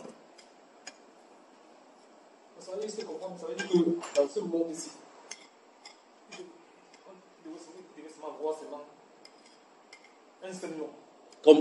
Comme quel? Tous les exemples que je viens de prendre là, je te prends pour te faire ramener dans la Bible par rapport à l'église.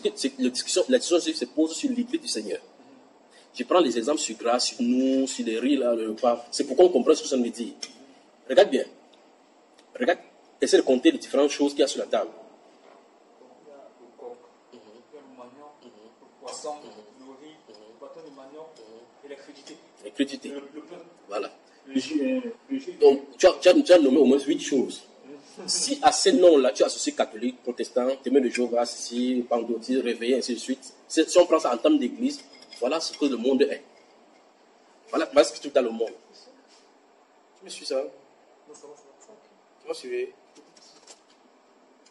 Tu as suivi? Si tu prends cette table, c'est comme la représentation du monde et que toutes ces choses-là, comme les différentes églises, comme vous disiez là. Chaque personne a son église. Donc tu vas traverser, comme vous disiez, tu vas aller ici là, parce que ceci ne t'appartient pas. Ok. Maintenant, je pose la question. Supposons maintenant que tout s'appelait... C'est quoi encore? On a parlé de quoi? De la gloire. Non, il est pour vous-même. Si tu passais partout, c'était Assemblée d'église internationale, tu ferais quoi? Donc tu comprends maintenant que le problème du nom, tout à l'heure que tu avais parlé de cathédrale de la... Je ne m'identifie pas dans ce nom. Tu t'es identifié dans les autres endroits à cause du nom. Puisque tu as dit que si c'était cathédrale de l'Assemblée des trucs, tu irais à ce qui est à côté de toi. C'est un peu comme quelqu'un qui quitte, par exemple, le Cameroun. En quittant ici, par exemple, il est dans les full gospel. Quand il est dans un pays, il cherche le full gospel qui est là. Il cherche le full gospel. C'est un peu comme les catholiques, ils s'amusent un peu avec les protestants. Il dit que non, quand ils arrivent dans un endroit, moi je suis protestant, ma femme est catholique. Si je vais dans une ville où il n'y a pas de protestant, moi je vais que chez les catholiques. S'il rentre ici, il y a un protestant, il ne va pas chez les protestants, il ne va pas chez les catholiques. Tu vois ce quel genre de jouer? C'est la division. C'est la division. Mais qu'est-ce qui a créé? Les noms. Comment on dit que on a statut la cupidité? Bon, ça c'est le cause profonde. Mais on va y arriver, c'est toi qui as dit, c'est ton problème avec eux là-bas. C'est que ça dit, c'est ce que la Bible dit. L'apôtre Paul a dit que quand l'un dit, moi je suis deux, et l'autre, moi je suis deux, et l'autre deux, n'êtes-vous pas des hommes? Il dit, vous êtes charnel. Tu vois cela? Alors donc, il dit, l'apôtre voulait mettre l'accent que quand vous appartenez à un groupe, en disant que voici mon groupe, il y a un problème. L'apôtre Paul, par cette plume-là, fustigeait le groupe dénominationnel. Le dénominationnisme, c'est ça qui fustigeait. C'est pour ça qu'au verset 10 du chapitre 1, il dit, je vous exhorte, je vous encourage à tenir tous un même langage et à ne point avoir des divisions parmi vous. Or, maintenant, tu vois qu'il y a des passages que l'Église catholique prend maintenant, ils ont formé ce qu'on appelle l'écuménisme, où des différentes églises se trouvent à l'intérieur. C'est exactement la Babylonie telle qu'on avait détruite dans Genèse chapitre 11 qui en s'est formée. Ils viennent avec leurs différences pour chercher ce qui est commun parmi eux. Ça, il n'y a pas de plus grand mensonge du diable que l'autre là. C'est-à-dire qu'ils disent, évitons nos différences, regardez à ce qui nous unit. Parlons de l'amour. Par conséquent, comme les musulmans parlent de l'amour, les bouddhistes parlent de l'amour, l'autre parle de l'amour, on dit que non, l'amour est le point central. Or, tu ne peux pas dissocier l'amour de la vérité. Tu ne peux pas dissocier l'amour de la sainteté. Tu ne peux pas dissocier l'amour de la parole parce que la parole est amour. La parole est Dieu et Dieu est la parole. Donc, tu ne peux pas dire que je viens au milieu des catholiques avec les protestants et les bouddhistes. Il faut que j'arrête de prêcher que je suis le fils de Dieu parce que ça va heurter la sensibilité des musulmans. Tu vois comment on gagne déjà dans la captivité. Pourtant, l'apôtre Paul dit que tenir tous un même langage. Donc, ça veut dire qu'on doit être unanime. Bon, maintenant, le catholique vient à votre réunion. Il a son mari. Entre temps, tu es pentecôtiste. Tu sais que celui qui a prié Marie comme ça, c'est un démon. Tu es sur la table pour prier. Quand tu pries, tu ouvres un lien comme ça parce qu'il peut envoyer un démon sur toi. Entre temps, le bouddhiste, il a dit que fini dans le jour, il plus sa fumée, il amène sur toi les sous-marques. 99 sous-marques sortent du ciel comme ça. Ça frappe ton cerveau. En rentrant, tu ne comprends plus rien. Entre temps, le bouddhiste, le musulman, ça va dire Allah, il t'envoie le Dieu soleil et la lune. Ça va te chasser quand ça ne va pas venir. Vous faites quoi sur la table là? C'est le désordre. Alors, la dénomination donc crée le désordre. D'accord? Bon, maintenant, montre-moi sur la terre l'église du Seigneur. Que Jésus a dit qu'il bâtit. Parce qu'il a dit assurément que j'ai bâtirai mon église. Montre-moi son église. C'est où? Mange donc, frère, comment on mange? Il dit ceci. Depuis que nous sommes de voir, on a vu ce que Jésus appelle par église. Et on a vu que tout ce qui était là-bas, comme avec les plaques, on disait que les plaques n'étaient pas l'église dont le Seigneur parlait. On a admis ça, non? Okay, la question c'est, montre-moi dans l'église du Seigneur, puisqu'il a dit que son église devrait être sur la terre. Et il a dit les portes du Seigneur du monde ne proviennent point. Et il y a la Bible de quelqu'un qui vient chercher son église. Donc quand Jésus va venir comme ça, il va regarder dans votre quartier et tout Québec, où est l'église là, où est la plaque là? Le Saint-Esprit passe comme ça, il cherche la plaque, il dit, hé, Michael, l'église là est par là-bas, il enlève la plaque du bâtiment, bam, il part avec. C'est ça, nos frères. Il dit ceci. Quand Jésus va venir, on dit que l'église va venir chercher une église sans tache. Ça veut dire que vous avez intérêt à mettre la peinture et les tôles neuves. C'est pas ça. Hein? Parce que votre église, tu ne vois pas que la peinture est finie, on a intérêt de venir vous contribuer même pour mettre la peinture, vous avez mis. Un frère. Il dit qu'il ne prenait une église sans tache. Ni rire. Regarde. Voilà. Tu as vu ça? Donc, ça veut dire que Pour Jésus va prendre cette église, il faut qu'on enlève la tâche ici. C'est pas ce qu'il écrit. Dans l'église, Jésus va venir enlever le bâtiment avec le pain, enlever le terrain, pas partir avec, c'est ça? Non. Donc, de quoi il parle? Quand il dit l'église vient, Jésus vient chercher une église, je viens bientôt. Hein? Je viens chercher mon église. Paul dit dans Éphésiens chapitre 5, vous avez lu dans le verset 28 et suivant, il dit afin de lui présenter cette église, afin de lui présenter. Donc, quelqu'un va porter l'église comme ça là. Que Seigneur, voici l'église. Il dit voici le bâtiment qui est construit. Hein, mon cher? Il va présenter quoi donc? Il était disant que. Où est-ce l'église? L'église, c'est ce qu'on appelle. Ah, ça commence à venir. Applaudissons pour lui d'abord. Selon le Seigneur. Donc, tu es maintenant venu à la comparaison, il disait ici. Il dit que elle et moi, on est de la même nature. Donc, les Christ et son église doivent être de même nature, dans le même esprit. Parce que Christ lui donne son esprit. C'est pour ça qu'il lui donne son nom. Quand il prend ses femmes, il lui donne mon nom. Quand Christ prend cette église, il lui donne son nom. L'église porte le nom de Christ. Tu vois cela? Quand quelqu'un le touche, il dit Saul, pourquoi me persécutes-tu? Qui es-tu, Seigneur? Je suis Jésus que tu persécutes. Quand il parlait dans le Seigneur, Paul t'appelle Jésus. Paul t'appelle Jésus. Non. Quand il a dit je suis Jésus que tu persécutes, Jésus était où? Il a chicoté Jésus. Qu'est-ce que Paul faisait? Non, ça c'est la conséquence. Il dit, il partait faire quoi pour que Jésus dise que c'est à moi que tu fais ça? Les qui? Mais Jésus qui c'est à lui qu'on fait. Parce que si quelqu'un touche ça, c'est comme tu as dit, c'est à moi qu'on fait. Donc c'est ceux-là qu'il appelle Église. On va faire cette face encore visuelle. Définitivement. Je comprends le temps. Ah, tu comprends maintenant? Rentrons dans Éphésiens chapitre 5. Éphésiens chapitre 5. Que Dieu vous bénisse. Bienvenue. Vous avez compris que l'église, c'est ceux qui ont le même esprit, la même pensée, selon le Seigneur. Selon le Seigneur. Précisons l'esprit Ceux qui appartiennent Seigneur. à Christ. Ceux qui appartiennent à Christ, ça c'est encore mieux.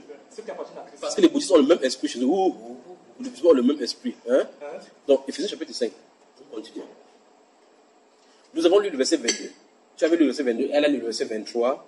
On va continuer. On était Éphésiens chapitre 5. Verset 22, encore recommençons.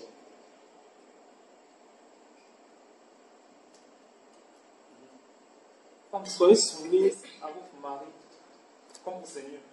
Car le mari est le chef de la femme, comme Christ est le chef de l'Église. Stoppons là-bas. Qui est son corps, dont il est le sauveur? Donc, plusieurs définitions.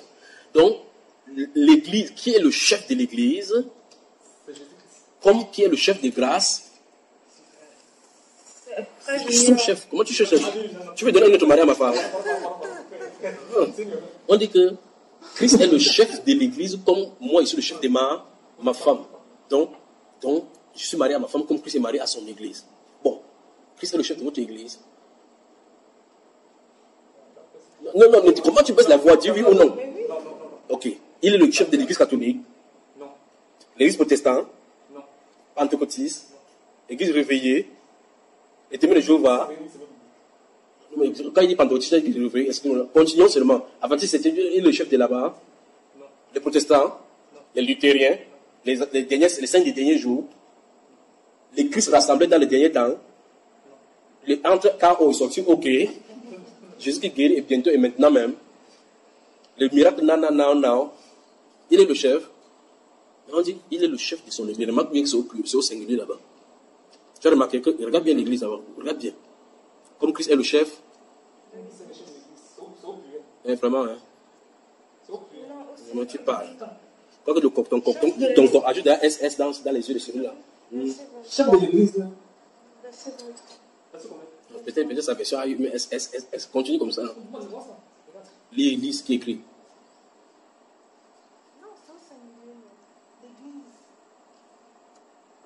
Lis à haute voix encore. Car le mari est le chef de la femme, comme Christ est le chef de l'église. Mais l'église là c'est quoi? C'est au pluriel. Donc, ça, c'est mieux. Mais donc tu veux donner plusieurs femmes à Christ Jésus. Donc tu veux dire que Jésus est pour les dames. J'étais donc disant que son église à lui est unique. Tu vois cela? Entre-temps, tu as dit que pour vous, Christ n'est pas votre chef. L'église catholique, Christ n'est pas votre chef. En tout cas, on appelle le pape le chef de l'église catholique. Or, la Bible dit qu'il n'y a pas deux chefs dans une église. Christ est le chef, Christ est la tête, le képhas. Tu comprends pas cela? Ok. On dit Christ est la tête de l'église, le chef. Le mot qui est là-bas, c'est képhas. Donc, ça veut dire que la tête de l'église, qui est son corps. Et donc, tu vois cela, donc? Ici, on définit l'église comme étant un. Le corps de Christ. Christ est le chef de cette église. Et on dit que le plus grave maintenant, c'est que on dit dont il est le sauveur. Donc, l'Église, d'après cette définition, c'est ceux à qui Jésus a accordé le salut. C'est quelqu'un encore. Comme Christ est. Comme Christ est le chef de l'Église. Oui. Qui est son corps. Qui est son corps. Donc, on veut dire l'Église est le corps de Christ. Oui. Et donc, il est le sauveur. Donc, Jésus est le sauveur de l'Église. Stop. Donc, si tu n'es pas sauvé, tu n'appartiens pas à l'Église. Fin de citation. Okay. Donc, l'Église est formée de l'ensemble des sauvés. N'est-ce pas? Fin de citation. Donc, l'Église, Jésus est venu pour sauver l'Église. C'est seulement ceux qui sont sauvés qu'on appelle Église. Donc, si tu dis que tu es chrétien, tu n'es pas sauvé, tu te trompes. Et par conséquent, Jésus n'est pas sauvé, venu sauver les bâtiments. Donc, ça veut dire que si Jésus a dit qu'il est venu sauver son Église, il ne peut pas avoir une autre définition de l'Église en dehors de cela. Parce que l'Église, c'est un corps, ce n'est pas un lieu. Donc, tu comprends donc que l'Église est l'ensemble de sauvés, pas le lieu où les sauvés vont. L'Église, c'est vous et moi. C'est nous tous qui sommes sauvés. Voilà. Donc ici, nous sommes seulement un membre, parce qu'il y en a plusieurs dans le monde. Je commence encore à subir la dangerosité. On vient de dire que l'Église, c'est le corps de Christ.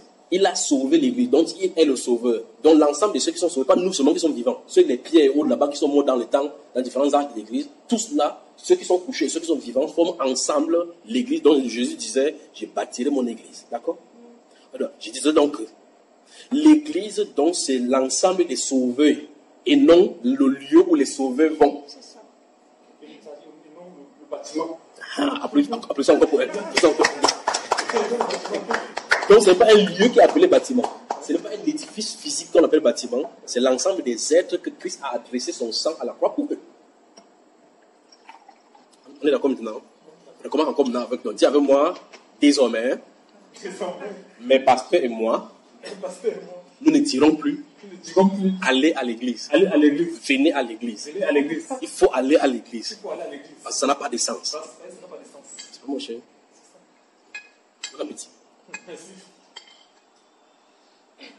Ça, c'est une question de plus comme ça, non? On prend une pause, on va un verre, on prend une deuxième. C'est bien compris maintenant? Bien compris.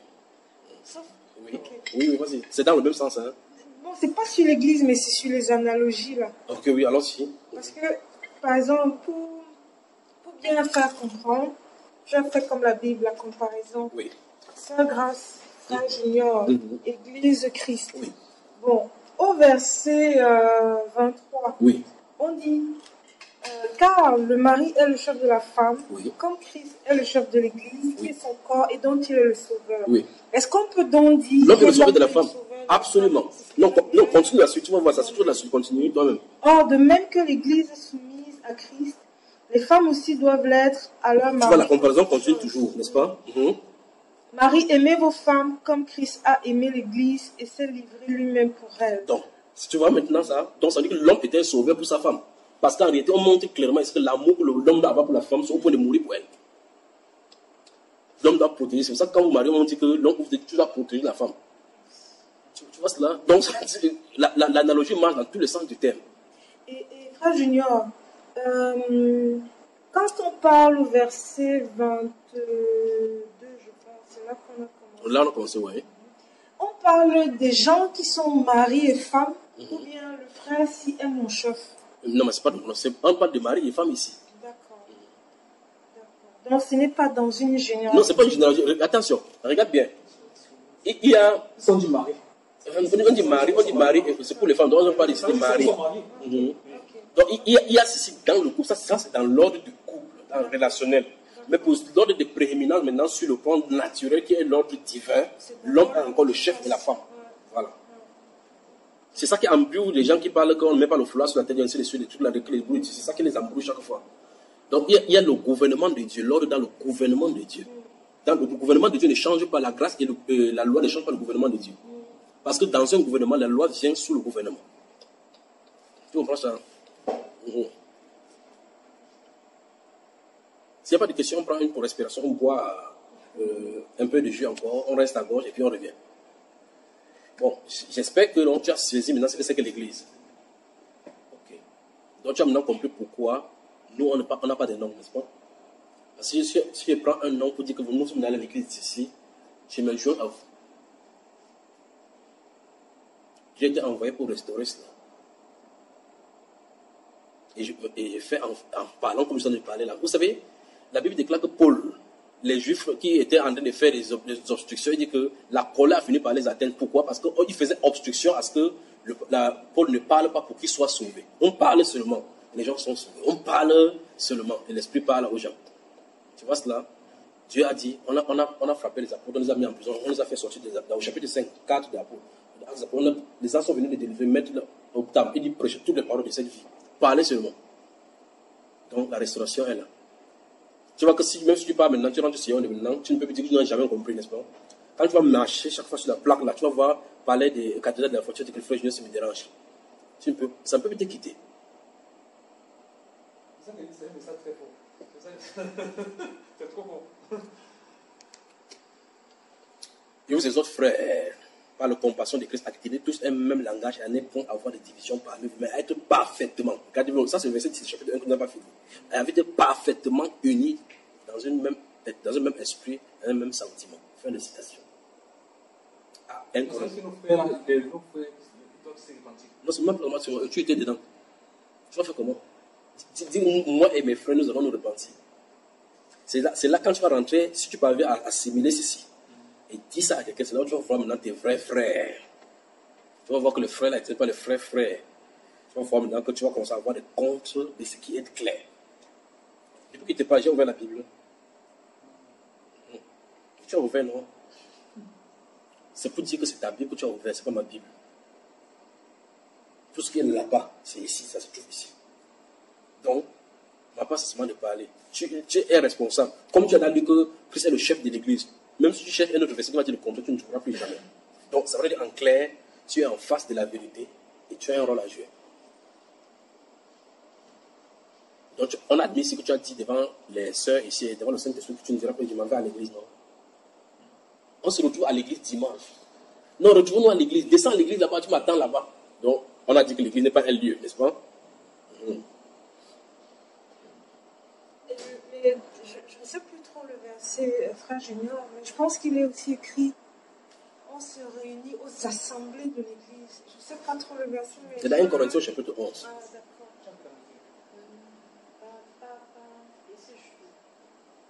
Comment, mon cher? Tu dis? Ah, tu veux l'enregistrement? Ne t'inquiète pas. Tu connais Bamba Iba, non? Tu vas aller sur Bamba, ça se trouve là-bas. Les dérives de l'église et nos corrections. Voilà. Donc, dans ces 1 Corinthiens chapitre 11, la Bible déclare que quand Paul est venu là-bas à Antioche, il s'est réuni aux assemblées des églises. Parce que les églises se réunissaient. Comme maintenant, regardez, on a convenu que l'église, ce sont des gens qui sont sauvés. Donc, quand ils se réunissent, on dit que les églises, l'église se réunit. C'est la réunion de l'église. Donc, quand l'église quitte, il n'y a plus de réunion. Donc, c'est l'église qui fait la réunion. Tu vois ça, mon cher? C'est l'église qui fait la réunion. C'est pas l'église. Non, l'église ne vient pas à la réunion. L'église fait la réunion. C'est la présence de l'église qui amène la réunion. Quand il quitte la réunion, il est dispersé. Autrement dit, c'est un rassemblement. Donc, ce n'est pas l'endroit qui se trouve qu'on appelle l'église, ni le fait qu'ils s'assemblent qu'on appelle l'église. C'est eux qu'on appelle l'église qui viennent là-bas. Parce que la Bible, quand il arrive à Jérusalem, il convoquait l'église. Donc, on dit à l'église que l'église, les apôtres vous convoquent. D'accord?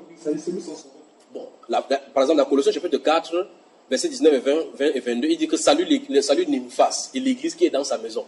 Donc, l'église se trouve dans la maison de quelqu'un. Donc, on finit de lire l'Écriture, on salue maintenant le bâtiment. Il dit que Paul te salue. Le mur ici, Paul te salue. C'est ça, mon frère. Voilà. Parce que les églises se réunissaient dans les maisons des saints, différents saints. Donc, quand il écrivait, il dit que, ok, Nymphas, par exemple, le frère Junior, c'est là, dans sa maison. Il y a l'église qui s'est réunie là-bas. L'église s'est réunie. Pronom personnel. L'église s'est réunie. C'est l'église qui s'est réunie. D'accord, mon cher? Dieu te bénisse. Maintenant, corrigeons une autre faute maintenant. Il y a d'autres personnes qui ont compris ça jusqu'à un niveau. Mais tu entends, il dit maintenant qu'il y a l'église des maisons. Ça, c'est encore une autre faute qu'il faut corriger. On ne dit pas les églises des maisons. Il n'y a pas l'église des maisons. parce que c'est l'église qui s'est réunie dans... Je vais te corriger ça maintenant. C'est l'église qui s'est réunie dans les maisons. L'église s'est réunie dans les maisons.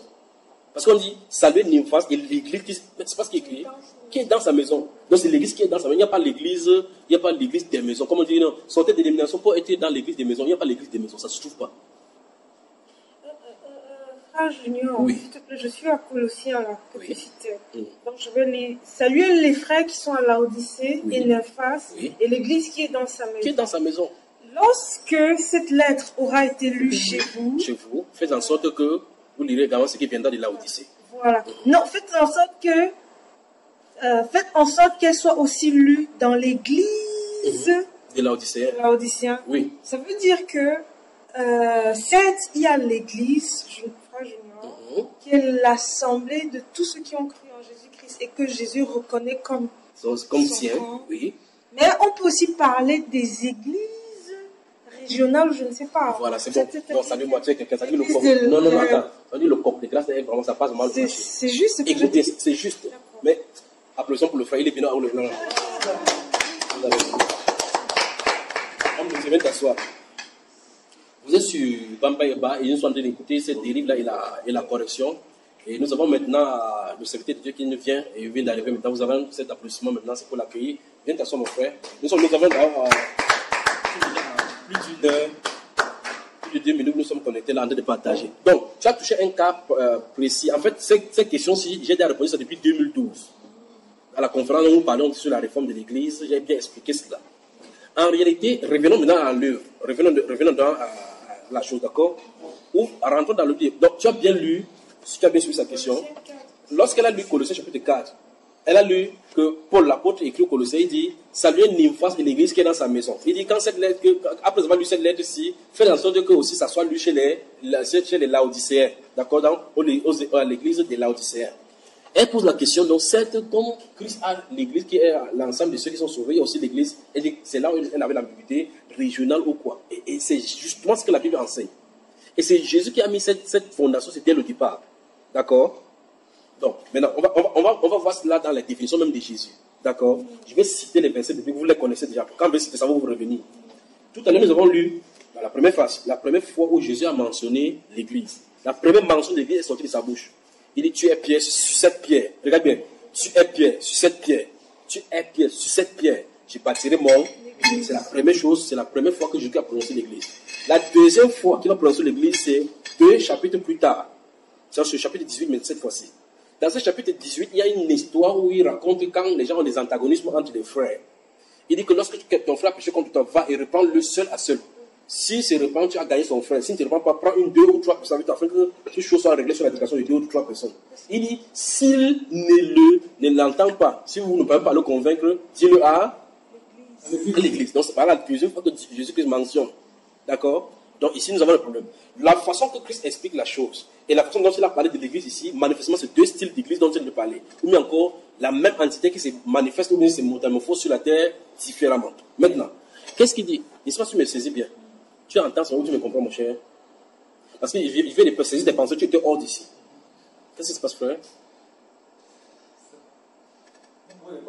Je sais justement, tu vois, question de parler, j'ai vu quelque chose passer devant de lui comme ça, c'est à partir de où je l'ai attrapé et puis il est ramené ici. Je vais ramener. Prends un peu un jeu encore, prends un peu. Bon, mon frère. Tu vois, quand il prêche, je fais l'effort que ça pénètre bien. Quand je vois ça, la passage, quand j'ai vu ça sortir là maintenant, j'étais loin d'ici. Bon, c'est revenu maintenant, je peux aller maintenant. Voilà, j'étais disant ceci. Dans Matthieu chapitre 16, Jésus parle de « je bâtirai mon église ».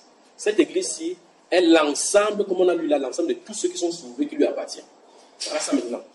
Or, au chapitre 18, il a d'expliquer que si vous avez un problème, si un problème avec toi, je viens vers toi, que frère, pourquoi tu m'as fait des choses? On essaie de se parler entre nous. Si on règle le problème entre nous, c'est bon. Personne n'a plus jamais entendu. C'est-à-dire que toi et moi, on a un problème, toi et moi, on a un problème, et puis sortez. Allez, dégagez.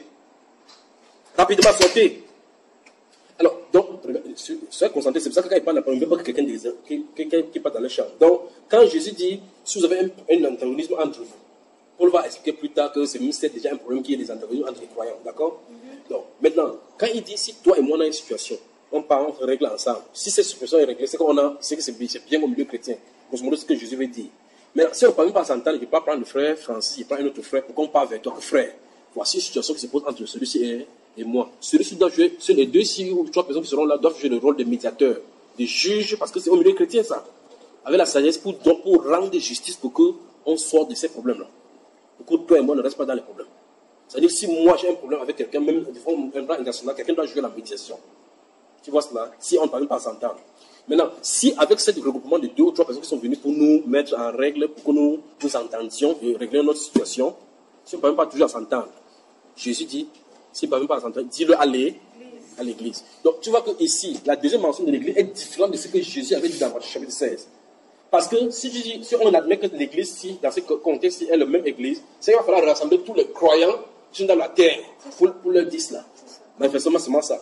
Or, ici, donc, Jésus parle donc de l'église locale. Tu vois la situation, non? Donc, il y a l'église de la locale. Et donc, Jésus, la Bible parle donc de 2 styles de l'église. Enfin, l'église, je crois que c'est pas bien d'utiliser la théologie, 2 styles d'église. De l'église et qui se manifeste sur la terre selon la morphologie géographique. Selon la répartition géographique. C'est pour ça que tu vas voir maintenant Paul à l'église de Corinthe, à l'église qui est à Thessalonique, l'église à Philippe, aux églises, mais cette fois-ci au pluriel, aux églises de la Galatie, aux églises de la Judée, à l'église d'Antioche, à l'église de Philadelphie, à l'église de Laodicée, à l'église de Thyatire, de Smyrne, d'Éphèse, tu vois. Lorsque c'est écrit, pour le cas de Judée, c'est au pluriel. Pour le cas de la Macédoine, c'est au pluriel. Pour le cas de Galatie, c'est au pluriel. Donc le fait que l'église est utilisée, c'est tout notre enseignement là-dedans. Mais si on a dit que le Saint-Esprit a fait que tu ramènes ça parce que c'est justement, tu as raison. C'est vraiment dit quoi concrètement? Je viens de citer les espaces bibliques. Maintenant, citons concrètement maintenant sur la terre. Nous sommes au Cameroun. Douala, c'est une localité. La région du littoral, c'est une grande localité dans laquelle se trouve Douala. Douala est inclus dans la région du littoral. Ça se comprend? Donc, dans le littoral, il y a le Mungo, il y a le Sandaga maritime, d'accord? Il y a le Fouri, il y a encore le Gam. C'est ça, non? Tout ça ici à l'intérieur. Alors, si on était au temps biblique, Paul écrivait comme ça là. Paul, apôtre de Jésus-Christ, à l'église de Dieu qui est à Douala. Je suis content. Tu vois comment tu commences à sourire, non? Le frère a vu un verset pour le cas du Cameroun. Il sourit un peu. Il dit, Paul, serviteur de Dieu, appelé à être apôtre, non pas par la volonté des hommes, mais par Dieu, à l'église de Dieu qui est à Douala. C'est ce que Paul, l'apôtre, dirait. Mais s'il veut écrire dans le littoral, il ne dirait plus la même chose. Il dirait, Paul, serviteur de Dieu, appelé à être apôtre, non pas de la part d'un homme, ni par de la part de conseils théologiques, mais de la part de Dieu, aux églises de Dieu dans le littoral. Tu as vu cela? S'il veut écrire au centre, il va dire aux églises de Dieu dans le centre, aux églises de Dieu dans la Damora. Mais s'il veut parler de Ngaoundé, il va dire l'église de Dieu qui est en Ngaoundé. S'il veut parler de Yaoundé, il va dire l'église de Dieu. C'est pour ça qu'il y a même les fausses prières que les gens font ça va nous compte. Que prions, oh Seigneur, nous prions pour l'église du Cameroun. Ça n'a pas de sens. Il n'y a pas l'église au Cameroun, il y a les églises au Cameroun. Tu vois cela? Tu ne peux pas dire que Seigneur, j'ai pris pour les églises, pour les églises de Douala. Il n'y a pas les églises à Douala. Regarde bien, je suis bien. Il n'y a pas les églises à Douala, il y a l'église à Douala. Il n'y a pas l'église dans le littoral, il y a les églises dans le littoral. Ça veut dire que, d'après le Saint-Esprit, l'église est répartie géographiquement selon la localité. Tu vas suivre maintenant? Tu vas suivre? Regarde, le Cameroun est formé de plusieurs régions. Tu comprends ça? Et dans chaque région, il y a plusieurs églises. Et dans l'ensemble de cela forme donc les églises du Cameroun. Il y a les églises au Cameroun. C'est pour ça que tu entends les églises dans la Judée, les églises dans la Macédoine, parce que la Macédoine était formée de plusieurs localités. Mais comme Éphèse est une petite localité, on dit l'église au singulier cette fois-ci d'Éphèse. Mais quand on va parler de l'Asie, on ne doit pas dire l'église, il ne doit pas dire que l'église d'Asie. Parce que l'Asie, dans l'Asie, il y a 7 églises. Il y a Éphèse, Smyrne, Philadelphie, Thyatire, Laodicée et autres là. Tu vois ça? Parce que s'il dit l'église d'Éphèse, ça n'a pas de sens. Parce qu'Éphèse, il y avait 7 localités, typiquement, où il y avait des enfants de Dieu là-bas. Tu m'as suivi, mon frère? Bon, ça veut dire concrètement, ce que Christ dit, c'est que si dans le littoral, voilà, dans le Douala où nous trouvons maintenant, tout ce qu'on a de faire là comme ça, s'il n'y a pas un sauveur, un seul, il n'y a pas d'église là-bas. Tu m'as suivi là? Tu vois, dans le littoral, on dit souvent que Douala est une ville cosmopolite à plus de 2 millions d'habitants. Je dis bien, supposons que dans les 2 millions d'habitants, maintenant qu'à l'instant où on est en train de parler, qu'il y ait 2 millions de personnes reparties dans le littoral, dans le Douala comme ça, et que, supposons que c'est toi, ceux qui sont l'enfant de Dieu, qui soit ici, tu prends ton bus, tu sors de là, tu pars. Quand Dieu regarde Douala, il n'y a plus d'église. Pas comment? Parce que l'église n'est pas un lieu. C'est la personne qui est là-bas, qui est sauvée, qui est là-bas. Ça veut dire que, une fois de plus, si on prend cet exemple, ça veut dire qu'à Douala, si on prend encore cet exemple, si toi seul tu es le seul chrétien, parce qu'il y a ce que les gens appellent pas chrétien, est-ce que Dieu lui connaît? Parce que tout à l'heure, il a dit, et à tous ceux qui sont au loin, en aussi grand que le Seigneur, notre Dieu les appellera. C'est Dieu qui a appelé, donc c'est Dieu qui connaît ceux qui lui appartiennent, comme Dieu Timothée le dit. Donc si Dieu connaît que ici à Douala, il n'y a que toi seul qui es le chrétien, quand Paul dit, Paul, apôtre de Jésus-Christ, à l'église de Dieu qui est à Douala, il s'adresse à toi. Sous réserve que d'autres personnes soient sauvées là-bas. Quand quelqu'un sera sauvé, donc, les deux là, c'est à vous qui s'adressent. Ça se pose, tu me suis, frère? Voilà. Ça se pose que quand Paul envoie une lettre à Timothée, il arrive à Corinthe. Il y a les gars de la synagogue, avant que Paul ne vienne prêcher là-bas, il y a des synagogues là-bas, non? Il y a des synagogues où on lisait la Torah, non? Quand la Bible parle à l'église qui est là-bas, ça n'a rien à voir avec les gens qui lisent la Torah. Ils vont lire la Torah, finir de sortir. Ça ne les concerne pas, parce que Dieu ne le connaît pas comme membre de l'église. Or, maintenant, avec ce que je viens de prendre, si toi, si tu es le seul chrétien, tu prends ton bus là maintenant, tu sors, tu traverses au niveau des poubelles, c'est là-bas qu'il y a la séparation entre le littoral et le sang. Tu entres dans le sang comme ça, bam! Dieu regarde comme ça, il n'y a plus d'église dans le littoral, dans le doigt là. Donc, elle est comme ça, sur la terre, c'est l'obscurité là-bas. Parce que c'est toi qui es censé la lumière. Donc, c'est que tu as la responsabilité de dire, oh, maintenant, si tu parles comme ça un dimanche, et que tous les autres chrétiens avaient les gens qui parlent à l'église dimanche, dans ce qu'on je veux chanter pour Jésus, Jésus ne les connaît pas. C'est toi qui connais comme étant son enfant. Tu comprends comment c'est grave? Donc, finalement, quand on lit la Bible avec la lunette et des pensées d'aujourd'hui, quand on dit aux églises, c'est pour ça qu'on fait ces fautes-ci, qu'aux églises du doigt là, parce que quand tu dis comme ça, tu dis que non. Il y a des témoins de Jéhovah là-bas, il y a des chaussures là-bas, c'est pas là les églises, c'est toi qui appelles ça comme ça. Dieu lui n'appelle pas ça, parce qu'il appelle les églises, l'église, ceux qui sont sauvés. Donc tu peux même faire comme ça que peut-être la seule personne qui sont sauvée, c'est à l'intérieur de l'église catholique se trouve. Il est là comme ça là. Puis ça n'avait fait comment? J'ai pris pour ton église, oh Dieu de gloire. Il a l'église chaque jour. Mais c'est là-bas qu'il se trouve. Jésus revient comme ça. Après tu entends passer que je suis le fils de Dieu. Je règne en haut. Tu dis, ah bon, hein, tu règnes en haut, il ne te connaît pas. Mais plutôt son enfant se trouve dans l'église catholique. Or, je suis de dire ça parce que nous, quand nous regardons cela, nous disons que l'église de l'Assemblée de Dieu est là-bas. L'Assemblée chrétienne là-bas, ça c'est l'Assemblée de telle personne, ou de grand homme de Dieu qui a le plus grand tour de chrétiens là-bas. C'est toi qui dis ça. Parce que gardons dans l'esprit, le Seigneur a ces deux paroles qui servent des sceaux. Le Seigneur connaît ceux qui lui appartiennent. Deuxième chose, quiconque appelle le nom du Seigneur qui s'éloigne de lui, qui te voit les deux fondations. C'est pour ça que la sœur a mis tout là-bas. Il y a le truc au-dessus de ton cœur. Mais ça avait été, pourquoi faire autrement? Tu m'as suivi, mon cher? Ok, donc pour répondre à ta question, il y a deux. L'église que Jésus bâtit, c'est l'ensemble des croyants. Parce qu'il a dit, dans Jean chapitre 6, verset 36, il dit que la volonté, je suis descendu sur la terre pour faire la volonté de mon Père. Et il dit, la volonté de mon Père, c'est que je ne perde aucune brebis de ce qu'il m'a donné.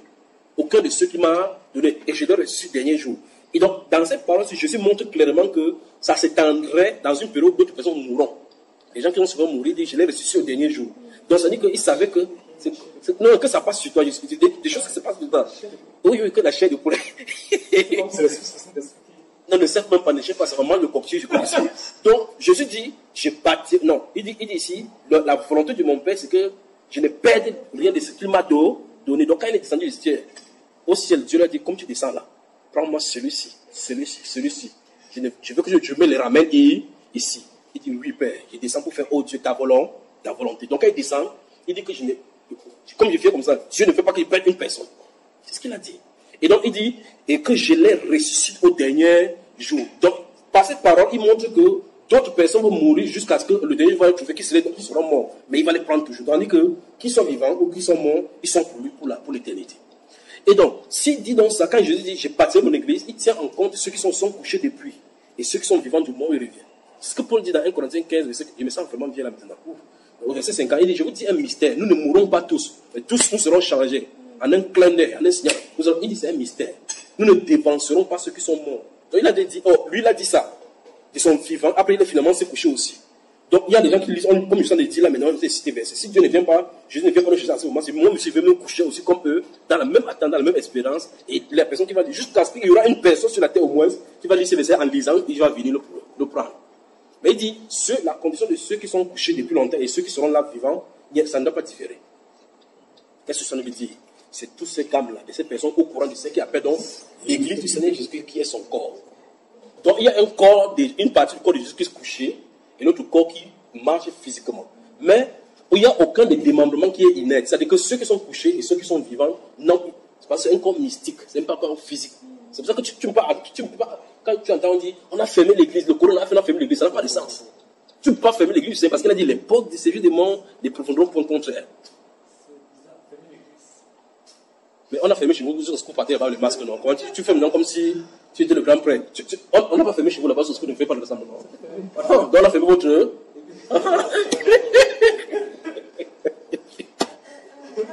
Oui. Dans le passage de Daniel, où je trouve que c'est Apocalypse, on dit qu'il fera la guerre au sein, et il va les vaincre. Chapitre 13 d'Apocalypse. Ce n'est pas l'église là-bas. Non, ce n'est pas l'église. C'est Israël. Non, ça n'a rien à voir avec cela. Enfin, donc, il y a beaucoup de choses avant d'y arriver, d'accord? Parce que au chapitre 12. Non. Le séjour des morts. Non, ça ne peut pas vaincre. Attention. J'ai bien dit tout à l'heure qu'est-ce que c'est fermé.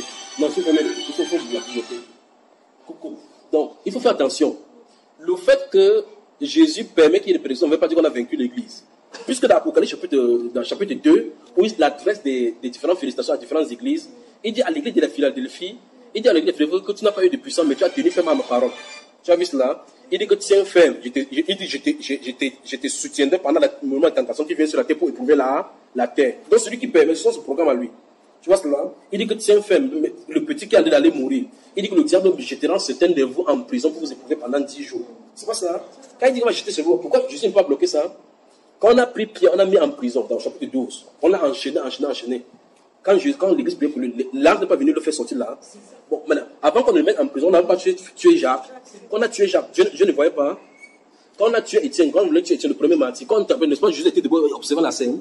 Ça l'empêchait de le faire. Donc, ça veut dire que le fait qu'on ait tué Étienne, ce n'est pas une victoire qu'ils ont obtenue. Tu comprends? Ils accomplissent seulement, comme Jésus dit, achevez donc la mesure de votre Père. D'accord?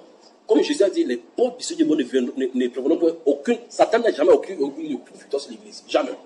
Parce que pour qu'il ait la victoire sur Jésus-Christ, sur l'église, il faut qu'il ait la victoire sur Jésus. Parce que c'est Jésus qui est le contrôleur de l'église, n'est-ce pas? Voilà. Donc, chaque fois qu'il y a des persécutions, c'est pour ça que cette définition de l'église est très importante. Parce que quand il y a des persécutions contre les dénominations, on va dire que Seigneur, ton église s'ouvre. C'est pas ça dans les questions. L'église du Seigneur Jésus-Christ n'a pas de problème en réalité avec Jésus. Parce qu'il fonctionne dans le monde que Jésus-Christ attend. Quand Dieu veut faire quelque chose sur la terre, il envoie des gens. Repentez-vous. Les gens qui sont préparés pour lui, c'est rassemblés dans ce corps qu'il appelle. Tu vois ça, mon cher? Alors donc, il y a l'église globale.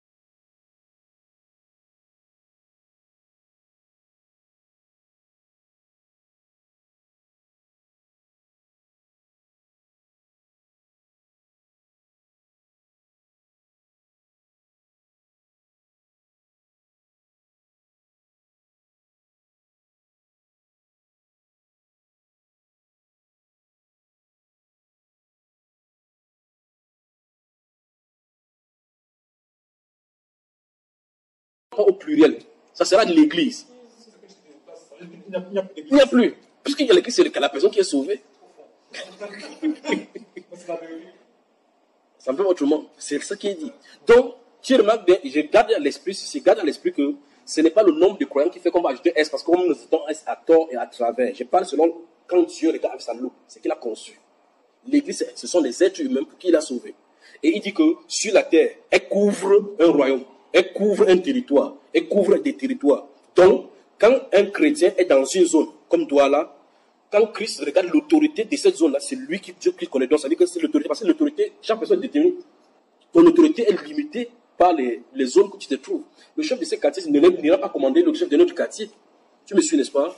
Voilà. Le gouverneur du littoral, il peut traverser la frontière du littoral pour dire que, oh, on centre là-bas, gouverneur votre route. C'est quand même curieux. Vous comprenez ces choses. Comment dans l'église, on ne comprend pas. Donc, quand il dit à l'église de Dieu qui est à Corinthe, la ville de Corinthe, c'est que la vérité est limitée. Si vous regardez sur la carte, vous demandez la ville de Corinthe au port oriental là-bas de la Grèce, vous remarquez effectivement que c'est une petite zone comme ça. À cette zone-là, il s'adresse aux chrétiens qui se trouvent là-bas. Tu m'as suivi, mon frère? Voilà. Donc maintenant, ce n'est pas le nombre, il faut réfléchir ici sur ça. Ce n'est pas le nombre de personnes qui sont là-bas qui fait qu'on met soit S, soit c'est parce que ici, c'est le nombre de dévots de dénominations qui fait que vous dites que les églises. Quand vous allez voir quelqu'un va dire, il faut que les églises se réunissent ici à Douala pour prier. Parce qu'il a dit que les églises, n'avait pas dit que les églises pentecôtistes, les églises catholiques, les églises ici, on a montré que tout ça, que ça c'est un mensonge. Donc Dieu, lui, c'est pour ça qu'il dit, quand cette lettre sera lue, fait en sorte que ceux des églises des Laodicéens, tu vois ça, pardon, l'église qui est à Laodicée. Et quand tu vas voir la façon qu'on a appelé ça ici, tu vas voir l'Apocalypse, on dit que à l'église des Laodicée.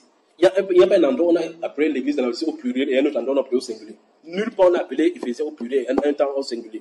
Chaque fois qu'on va parler de la Judée, que ce soit dans 2 Thessaloniciens, dans le livre des Apocalypse et dans le livre des Actes des Apôtres, on va toujours parler Judée au pluriel, les églises de la Judée.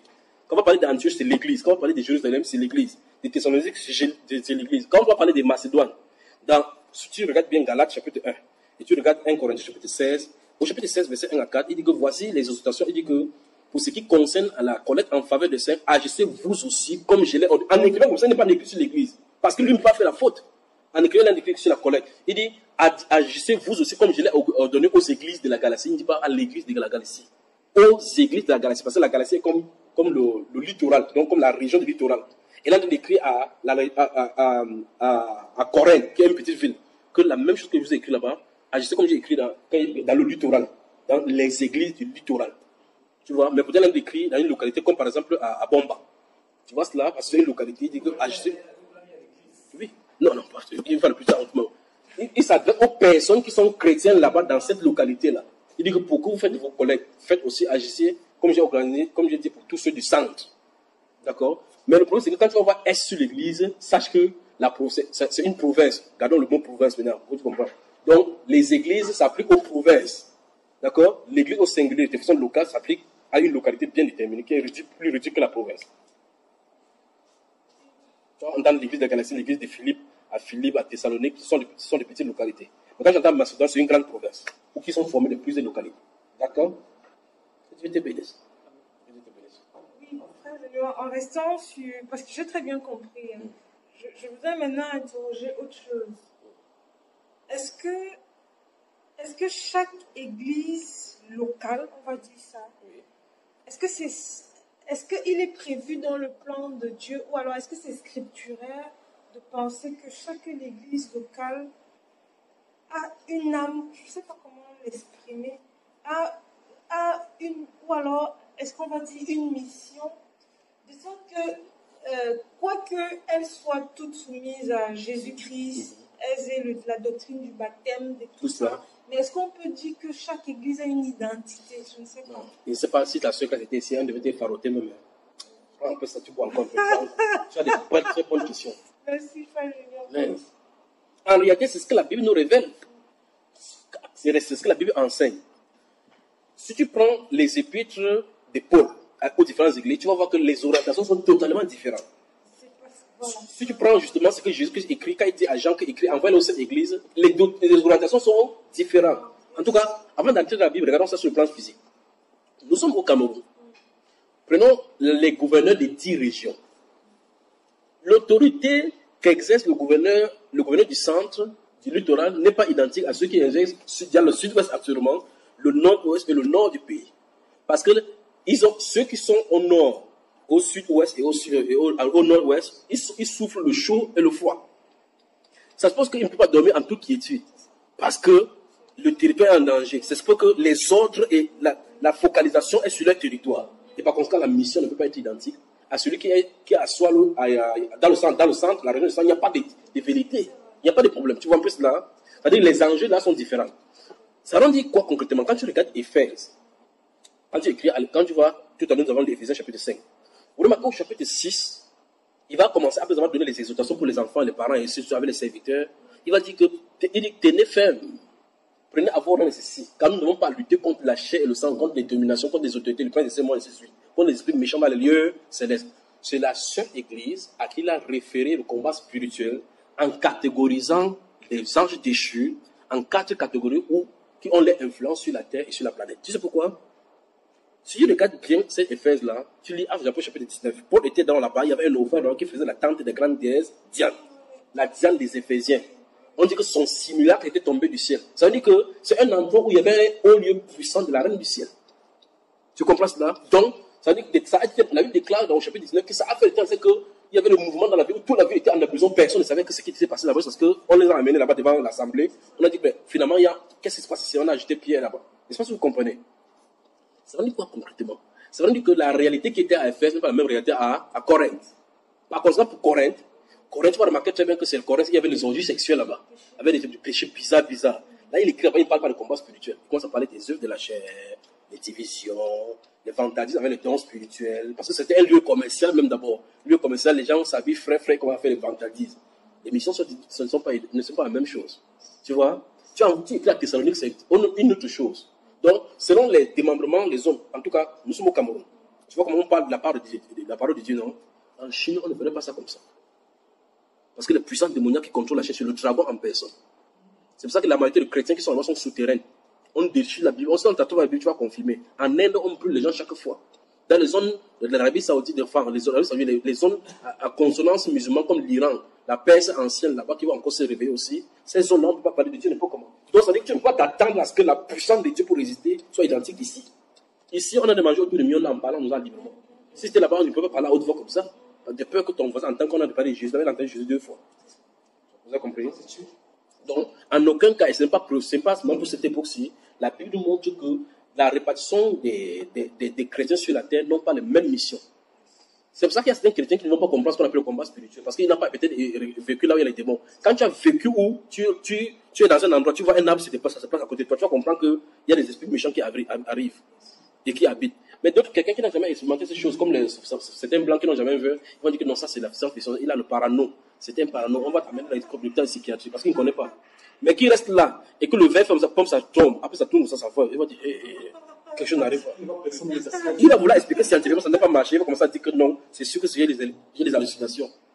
Donc, les réalités ne peuvent pas être identiques. Donc, tu as effectivement raison. Les églises réparties sur la terre sont faites avec des missions différentes par rapport aux besoins du Seigneur qui est là-bas et par rapport aux résistants des ténèbres qui s'y trouvent.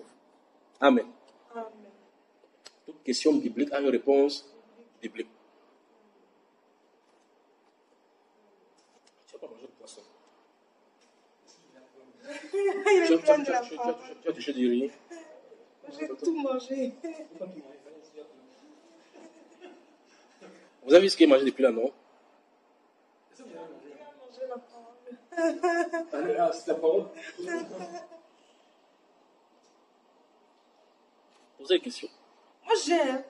Quand tu me vois écrire là, je On pose. Au fur et à mesure, quand on parle de questions, on revient. Qui les puisse d'abord sa part. Il n'y a pas de problème.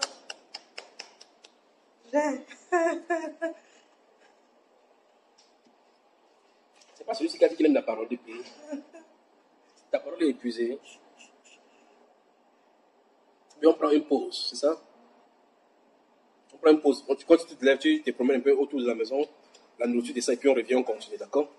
Une pause s'impose. Et qui s'oppose à la pause s'expose à une dose. À tout à l'heure.